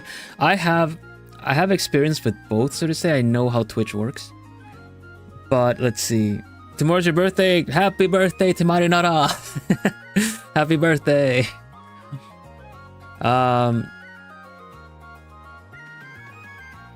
It works different. It works. There's a big difference with it, Freya. YouTube works different than Twitch. Sometimes you will have like Twitch works better. That's usually people that try to stream on YouTube, but doing it like as if it's Twitch. You have a lot of possibilities on YouTube because it's not a streaming platform first and foremost. But if you're going to try to grow on YouTube, you need to do different other things. You might want to be doing short form video and things like that. You know how there's some people will go on TikTok to promote their Twitch, right? They'll go on TikTok making shorts there to promote their Twitch. YouTube has that built in. YouTube has that built in because you get to have your shorts, you get to have your videos, you get to have your VODs.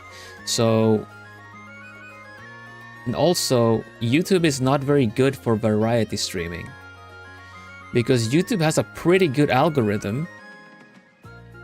It has a pretty good algorithm that kind of wants to work with you as long as you stick to a certain niche so that it knows where to send you. If you do too much variety and if you do too much stuff that work like elsewhere, the algorithm is not really gonna know who to promote you to. So there are a lot of like, they're not really rules, they're unwritten rules, they're like guidelines of how to stream on YouTube. And generally I do like YouTube as a platform. Twitch has its other things. Twitch is, yeah, as I see it, Twitch is for streaming specifically, and YouTube is for content creation. Exactly. That's the thing. You kind of want to try to use a lot of different things that's available on YouTube to do. So depending on your approach and your take on things, one platform might be better than the other, right?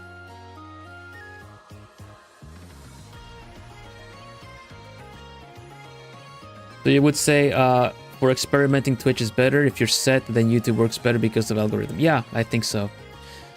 Twitch has its own algorithm of like recommending streams, but it tends to go for active streams. If there's a lot of people there, it might be interesting. It might send it to other people. But it's a little bit less about what you're doing and more how you're doing it. So you can experiment around with different things, different niches, different games. Yeah.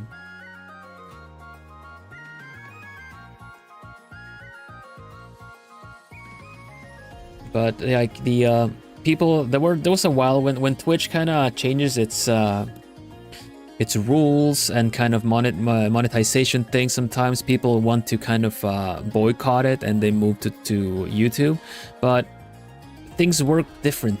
You know, it's a different place, it's a different language. So it's a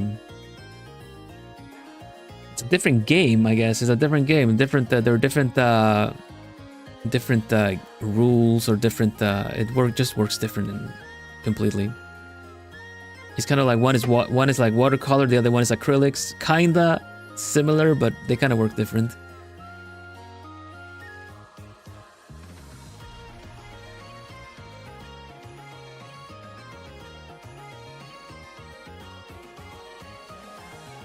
It's a whole different experience, so to speak. Yeah.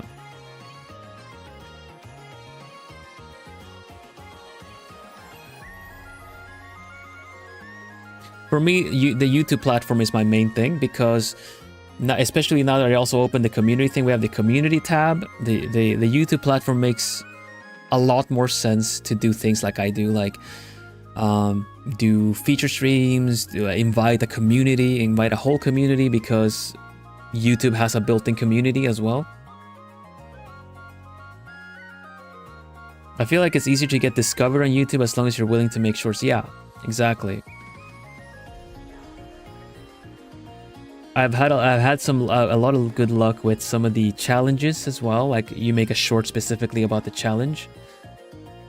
I've been a bit on the lower end of like activity for making shorts because I've been prioritizing other things. But I always feel like doing shorts on the side of what you're doing is really good to do.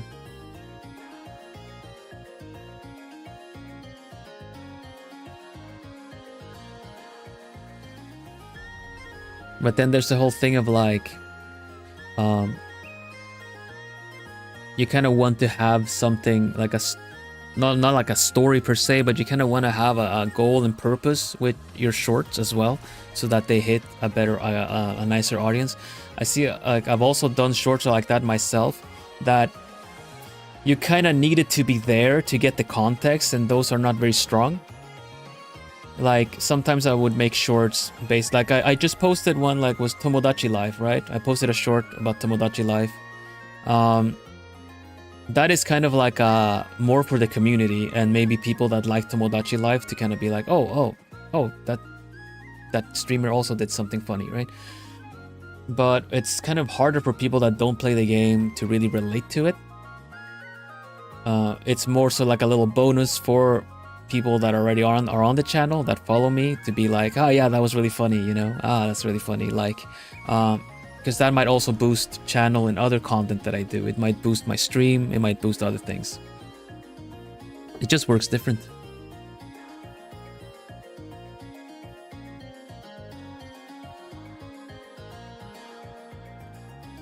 I do feel like a lot of people that multi-stream, that do it on multiple platforms, including YouTube, I don't know if the channel really grows a lot on YouTube because it tends to be down prioritized a bit if they already are on the other platforms. So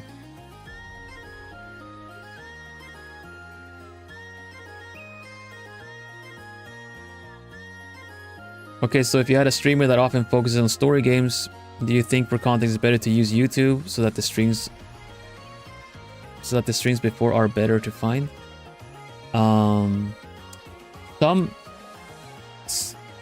Twitch has a function that lets you upload your stream, your past stream to YouTube. The one thing though is YouTube has a lot more stricter music and music usage and stuff. So yeah, it's there's so many different things to keep in mind.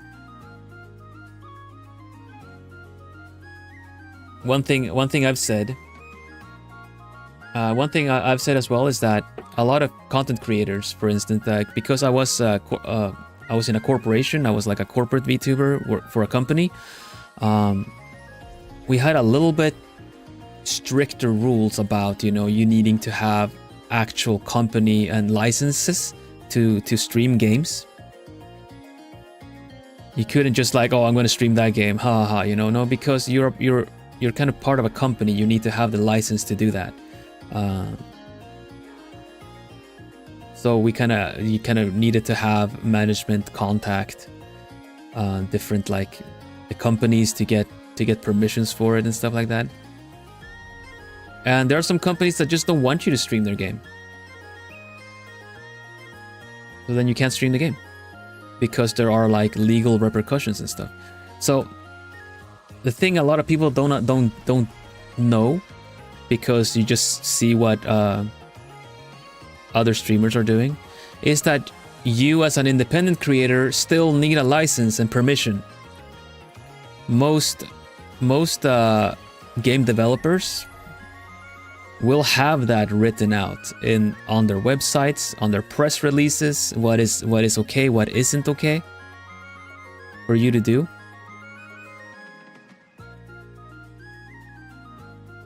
For instance, I remember when Puyo Tetris 2 came out. It's a puzzle game, but it also has a story mode. Which is kind of like a visual novel. It's just kind of you click through dialogue. So technically, if you play a visual novel or a game like that on stream, you're giving people the content for free, because there are not like a lot of branching paths. You just get the story mode. So I do remember that Sega, for instance, had a rule that if you're gonna play Puyo Puyo Tetris 2,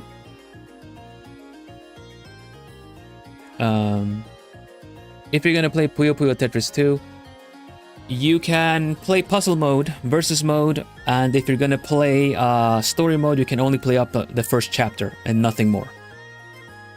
If you do more, then you're gonna be eligible to either be, cease and desist, taken down, banned, anything. So yeah, if you might see a lot of variety streamers just going about playing their games, but certain variety streamers have just gotten banned for playing certain games.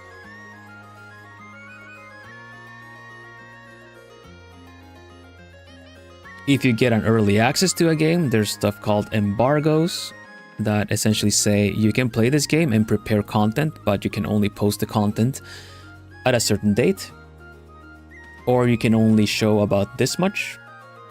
If you stay within these rules, you can do whatever you want.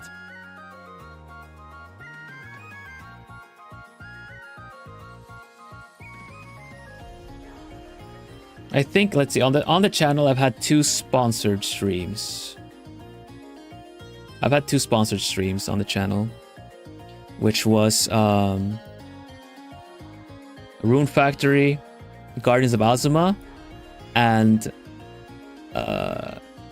Story of Seasons Grand Bazaar. I was still corporate, so management sorted that out, but Marvelous Europe sent me the games, and there was a whole like what I should do, how I should do it, and everything like that. Nothing too like extreme, so because the sponsorship was me getting the games, so it wasn't like a paid sponsorship per se. But there were a couple of things to keep in mind. Also, when I played when I played what was it, like Little Nightmares 3. Also kind of the licensing came with some things to keep in mind.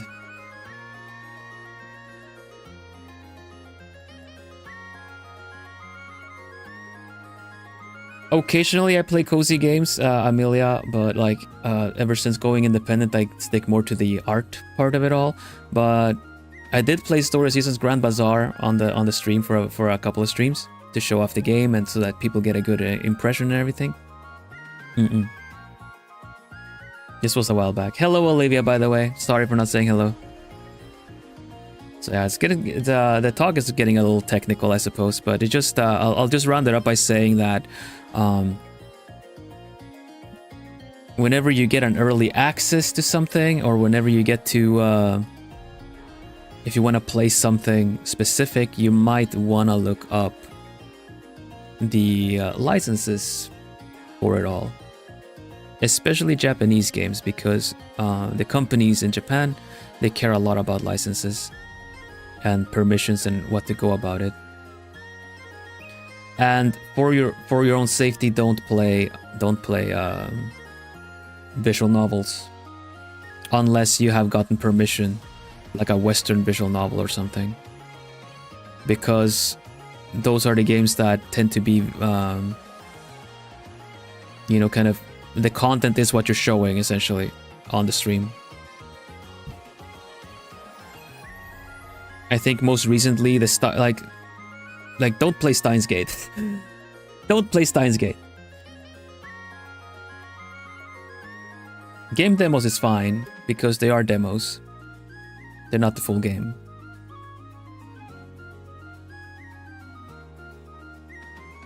When it comes to showing content, even making money off of content, from a product that another company wants to make money from, you might want to make sure that that company's okay with you doing that. What about drawing a fan art of a character? Is that considered needing a license? No, but selling might. Usually a lot of companies are okay with you selling fan art at cons or doing merch of things, but it would be one thing if I went to a con and sold my drawings or something of fan art that I've done. It would be a completely different thing to just do a mass production thing online. Because fanworks is a big copyright gray zone, because you drew the thing yourself. So that one is a little tricky. Usually companies are okay. They will tell you if fanworks are okay to do. Like I've given my okay. I'm not a company, but I've given my okay. The company I worked for, they said that it was okay. Usually there will be some kind of like, it's okay as long as it's within certain amount of earnings. If you go above that, then you're gonna need a license, or you shouldn't. So I don't know. I don't have the rule book next to me at all times. I tend to look up things that are relevant to me, because it's a lot to look up. Playing music could be considered making money off of a license as well. I know Square Enix, for instance, while they allow you to play Kingdom Hearts, if you play the audio of Kingdom Hearts, the music, you're gonna get copyright struck, because they don't like you using their music. Yeah, Hojoverse is a company that has very clear rules around their content, because they also understand the value of people talking about their stuff, right? The value of other people essentially promoting their products for free, essentially, you know. But not all companies do.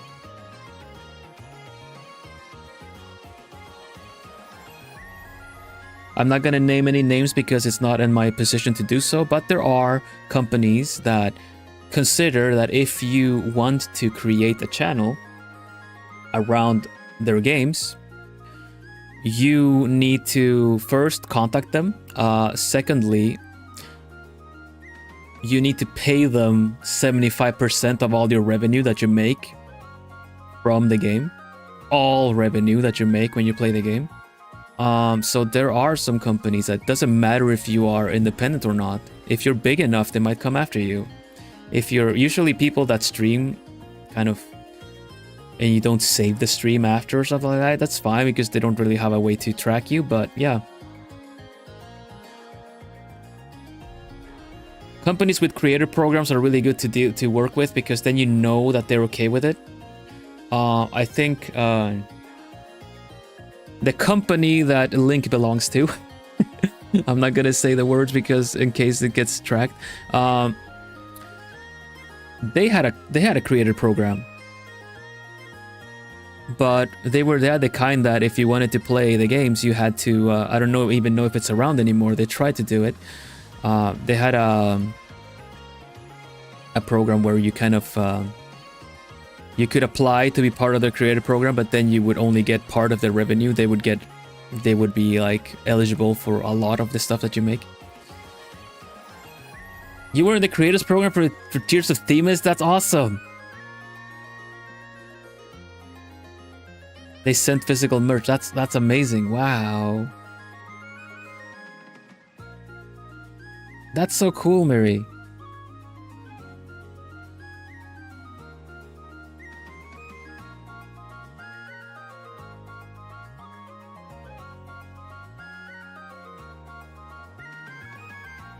You guys gotta realize that technically, if you show a picture on stream, a stock image on stream, that is also licensing. You guys, you know all the memes? You know the memes and stuff like that? That use like existing pictures from other stock images and stuff? You need a license to use that.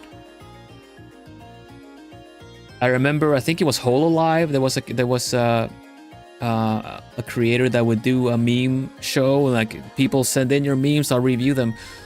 She had to pay for every stock image in order to be able to show it so that she wouldn't get in trouble. That is doing it the correct way. And I think some of the bigger independent streamers will keep that in mind too. Like Iron Mouse, which arguably is one of the biggest independent streamers, Iron Mouse keeps that into mind. But I think I'm not sure, but I think they might have a team that works with them too. Oh, and someone asked me about the music. This is Peritune. This is Peritune. You'll have to look it up yourself. Peritune. And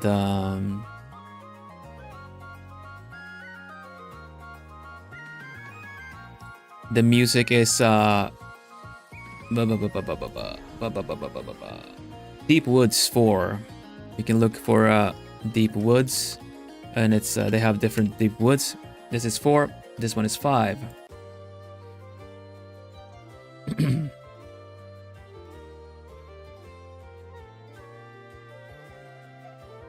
I don't know about the what different content, what different creators do with they have different teams and stuff, but at some point, it's a lot of work to do the amount of events and everything that they do, right? So, when you kind of make the amount of when you kind of make the amount of money that you kind of are able to kind of maybe even hire people to do things, it's understandable because it takes a load off of things that you have to do. I already know, like for myself, working on commissions and prepping, prepping events, making the merch, all the stuff like that. Takes up a lot of my time, and like I said before, like the making shorts has gotten very has gotten a bit has suffered for it. I'm trying to think about for the shorts to work smarter rather than harder, because I used to really put a lot of effort into the shorts, which, you know, ultimately let me do the lore video. But the lore video I video edited myself, so that was like a lot of it was a lot of things. I think it was March and April, February, March, and April. It was like the White Day voice packs, I had to record, edit that, and then straight into doing the lore video for April, and then, you know, also to get the merch done in the same time. So there's a lot of things happening in the background, of course.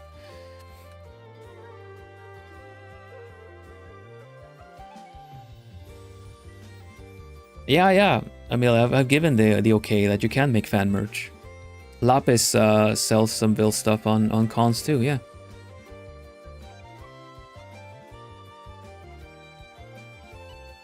If you draw it yourself, of course. Like, wouldn't be okay with you taking screenshots and then selling that kind of stuff.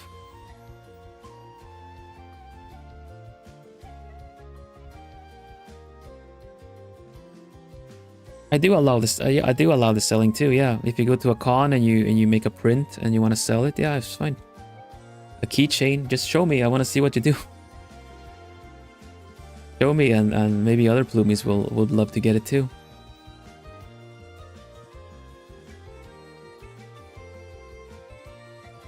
But it has to be made by yourself. You know, I don't want you to take a screenshot of my face and put it on a keychain or something. That's not okay. If it's fan created, like fan art and fan works, and that's fine too. I would send it to you for free. I appreciate that, but I don't do like postal stuff. Like, I don't have a PO box and everything like that. So at least as things are now, I don't take that. I found the song, no problem, Hope. I hope you enjoy that. Peritune is great. It's a lot of royalty-free stuff. I dare say I've claimed a couple of songs that if you ever do hear them from anywhere else, you're just gonna think like, oh, that's Bill's theme. Oh, it's in the picture. Yeah, of course. No worries. It's okay, shh, it's okay, shh.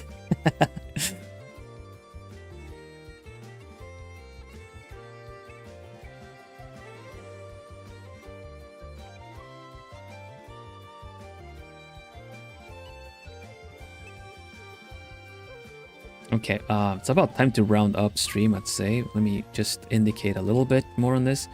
Masuru. Next Masuru.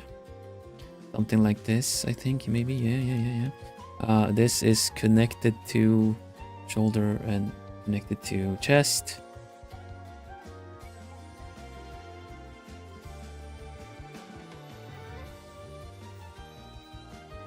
Strong chest, and of course shoulder as the collarbone.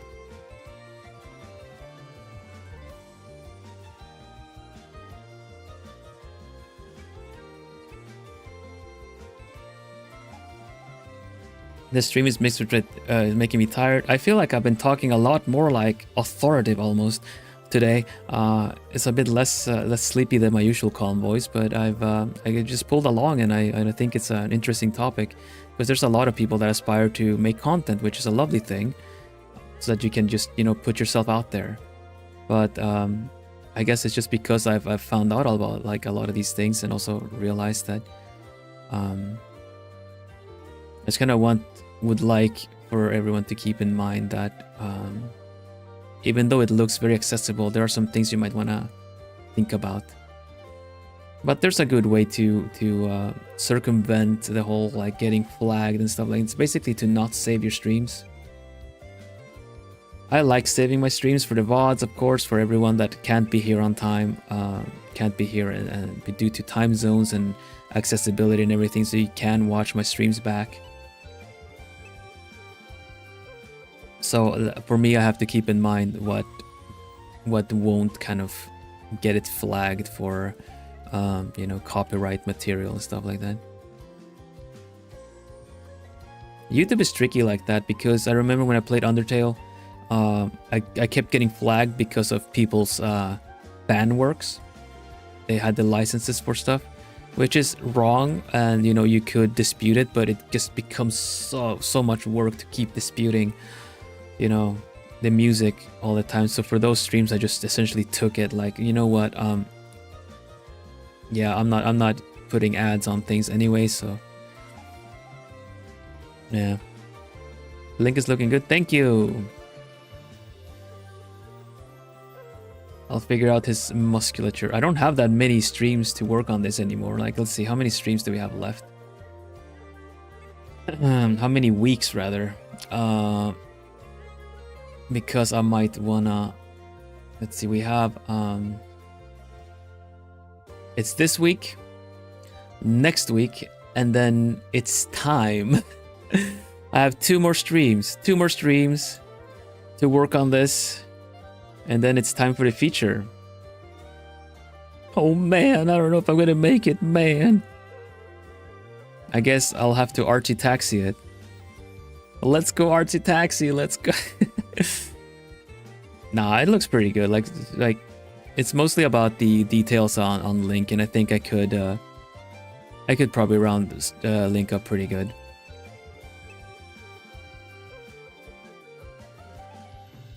It does not feel like a lot. No, It kind of isn't. You know what? You are quite correct with that. It does not feel like a lot. So why am I doing so many details on Link? Look, I'm gonna crop it. You know, this is gonna be my finished picture right here. It's just gonna be like, not even like. This is gonna be my entry right here. Let me there. With some single color background done.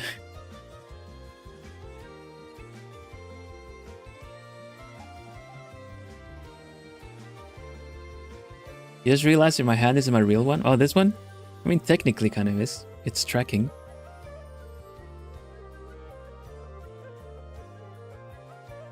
It's doing what I'm doing.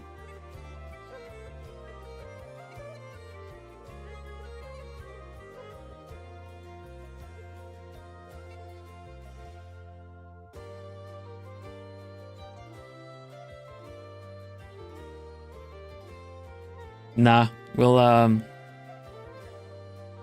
I'll get it done.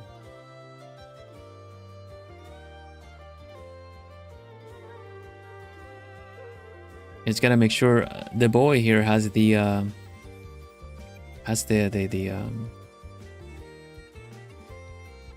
looks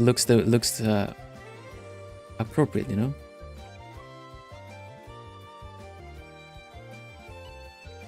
Get a bit of ribs. Get a bit of ribs there. Get a bit of bicep here.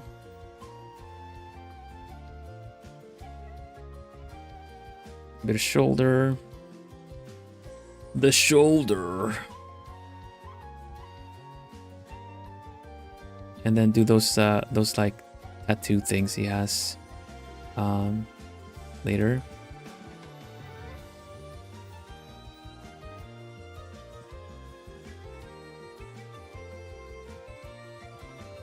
The blocks of color. Oh, I got it. Lonk. Gets out of here. Do the blade maybe like so. It'll be alright. I'll figure it out. Color goes pretty fast. You blink and you miss it. You'll see next time.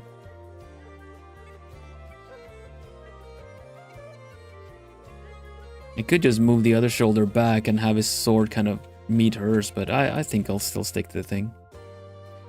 Can I ask what your pronouns are? So you don't mess it. Yeah, it's hoot/hoot. I'm kidding. I'm he, him. I'm okay with they as well, but I'm he, him. I tend to standard to they. For whenever anyone is talking to me, so you wouldn't mispronounce, like you wouldn't mispronounce. Is that how you say it? You wouldn't be saying it wrong if you say they as well. So he, him, they.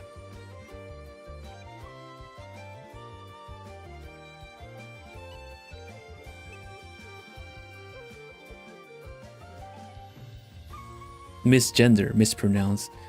Is it misgender? I guess it's misgender, but Yeah, I suppose it is misgender. You're right. You're totally right.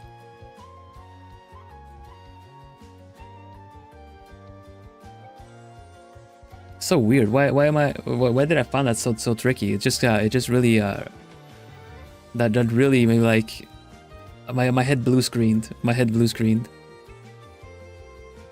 Owl.exe isn't responding. But yeah, misgender. You wouldn't be misgendering me or anything if you say you know, he, him, they. I'm a little concerned by the topic. Yeah, no worries, no worries. I'm not gonna be sticking around on it. I read the rules, but to make sure I'm asking, is it okay for me to draw my OC with Vil as a friend? Yeah. Like I said, like you can, your OC or your persona hanging out with me, it's completely fine. Yeah, sorry, Nai. That one caught me unprepared. No worries, Hope. No worries. It's complete. I think it's a good practice to ask for people for their pronouns. My head just went like, what is the word? Mispronounce. That's a funny like hiccup. Honestly, I'm gonna like, I'll remember that one. Anyway. That's it. I'm a wrap up. This link is not looking too bad, honestly. We could probably get the colors in and make it look pretty good as is. Make sure that I draw on top of everything to get the colors in. I just want to figure out where his hand needs to be, because this is plenty of link to include, I feel. And then make it look like the blade, and then kind of figure out where to put Forte, because maybe Forte should be more like here, you know?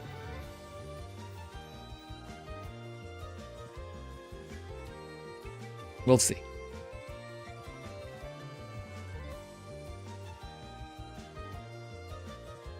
Don't worry about it, Hope. Absolutely don't. It's okay.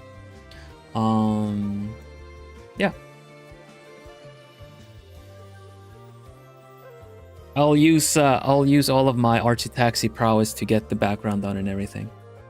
So for now, let's leave it here and let's round up. Also, if anyone is here lurking, anything, you would like to join in the Plumi Discord, we have a Discord.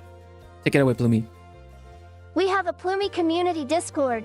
Use the invite link that got posted in chat to join. Exactly.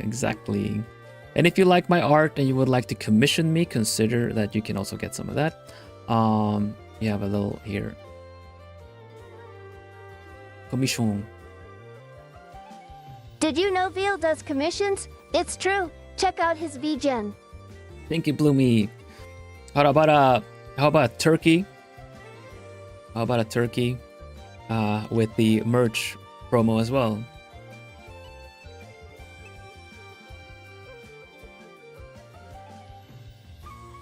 I'm not a turkey, I'm an owl, Vil.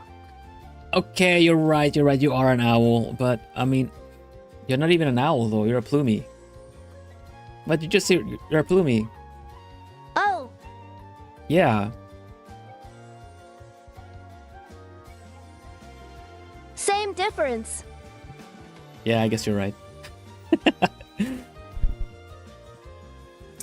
But turkey, I mean it like turkey is like a term from bowling. I mean, you get like 3 strikes in a row. So do you think you could promote the merch as well? Yes. Vil has physical merch now. Check out the link in chat. That's so cool. Good job, Plumi. Good job, Plumi. Come here, Plumi. Come here. Just such a good Plumi. We're so good at that. Thank you. Yeah, the study.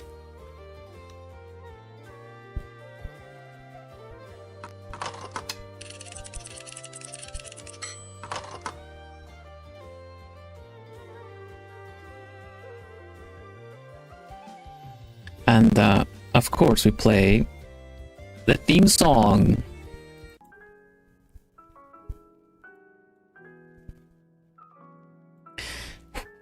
Oof. Hutsu, everybody, Hutsu.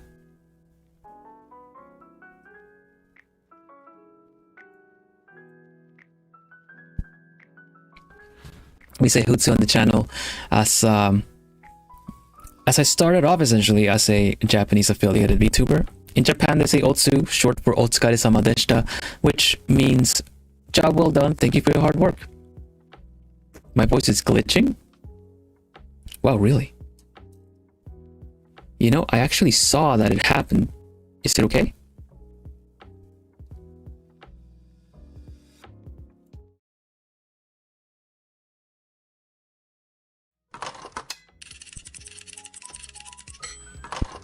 Hello? Is it better?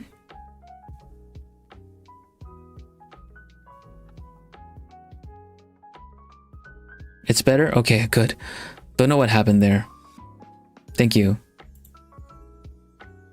Is it still okay? Because I did see it. It did see it like peak, which was kind of weird.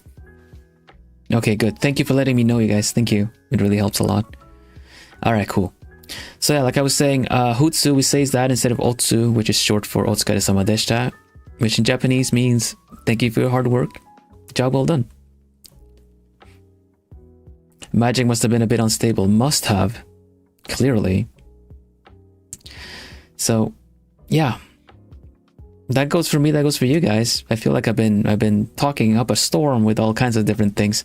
But thank you for asking though. Thank you for keeping the conversation going. It's been really fun. Talked about Zelda, talked about content creation and stuff like that. So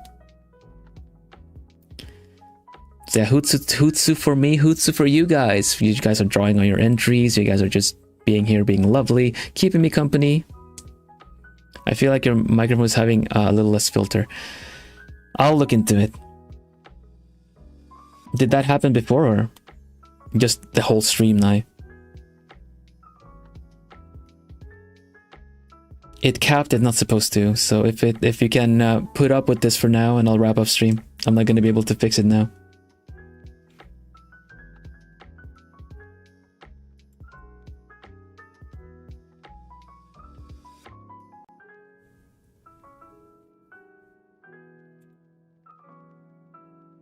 Only when I change scenes.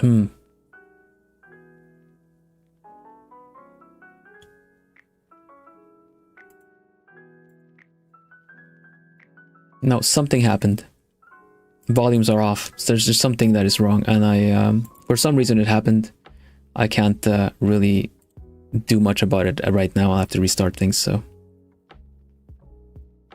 let's just wrap up with this then. Microphone is broken.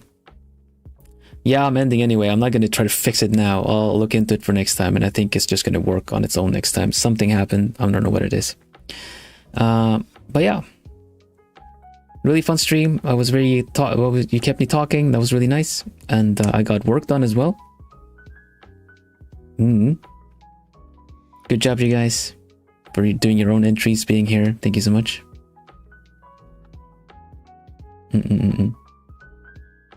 What was I gonna say? Yeah, I suppose we just wrap up. Oh, again. I saw it. It happened again.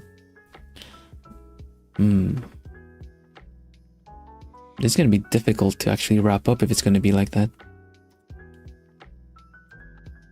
Weird. Hold on.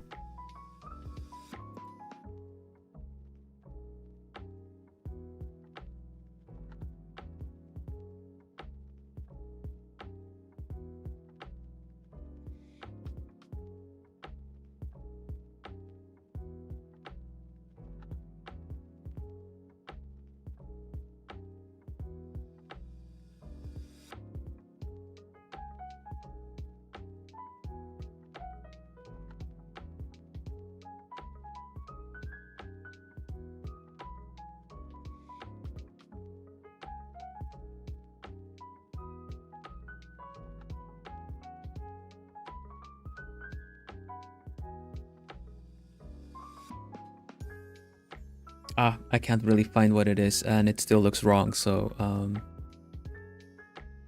I'll look into it. I'll let Plumi wrap up, okay? I'll let Plumi wrap up. Thanks for being here, everybody. I'll let Plumi wrap up. See you, members. See you on Friday.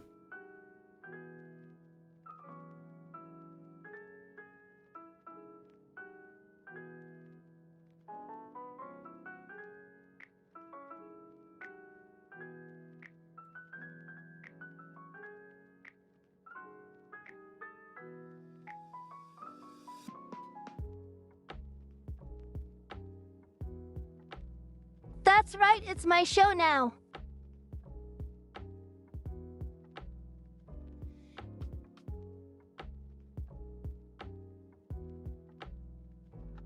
Thank you, everyone.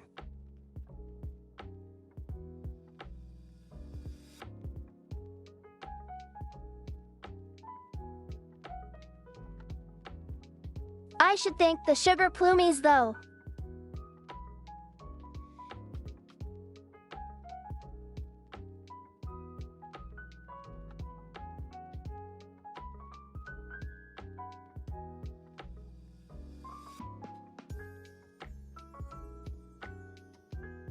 Sugar plumies are a higher membership tier that sponsor the channel extra.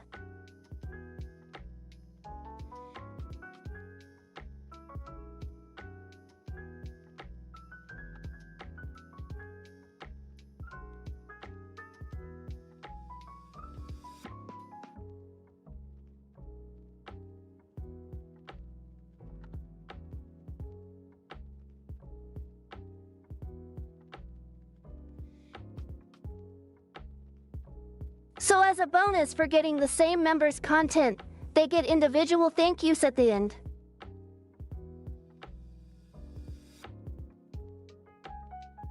With that said,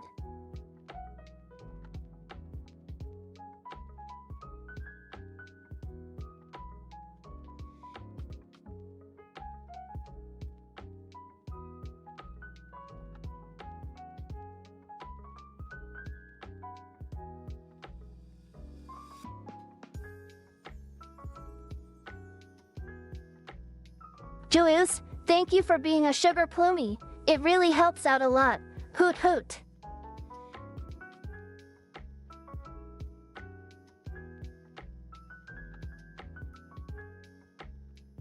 Mirror-image, thank you for being a sugar plumie. It really helps out a lot. Hoot hoot.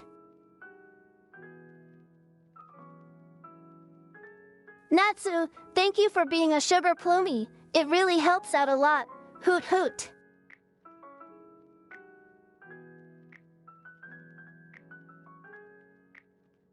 Seal Silver Fang, thank you for being a sugar plumie. It really helps out a lot. Hoot hoot. Malova, thank you for being a sugar plumie. It really helps out a lot. Hoot hoot.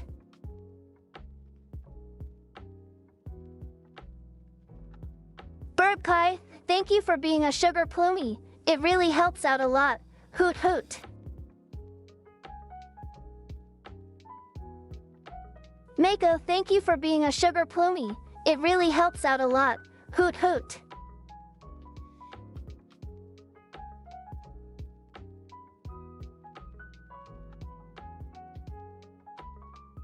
NTHREK0, thank you for being a sugar plumie.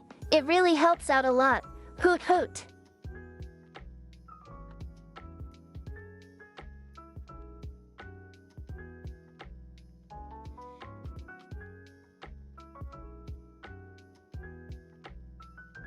Just kidding, Nico. Thank you for being a sugar plumie. It really helps out a lot. Hoot hoot.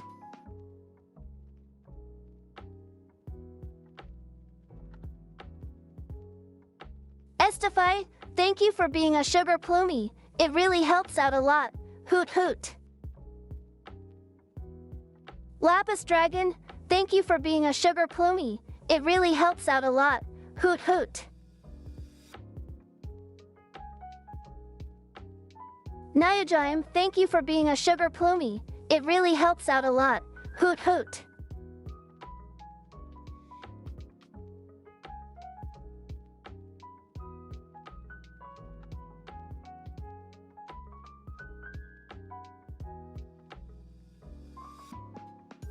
I hope you all like your new names.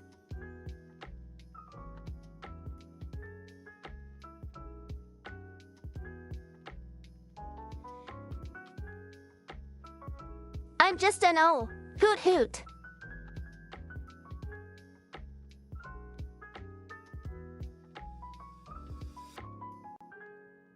Okay, it's time to wrap up.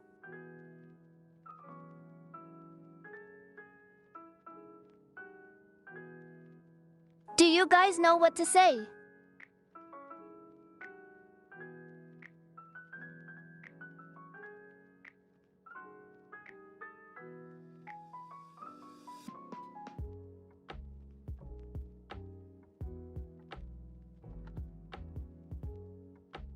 Exactly. Bye bye, bye bye bye, bye bye bye bye bye bye bye.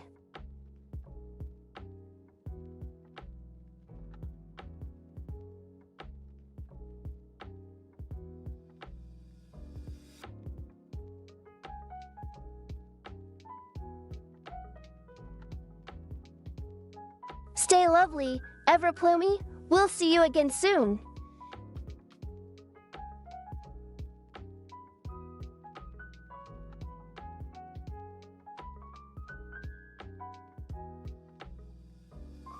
Dewey Dewey.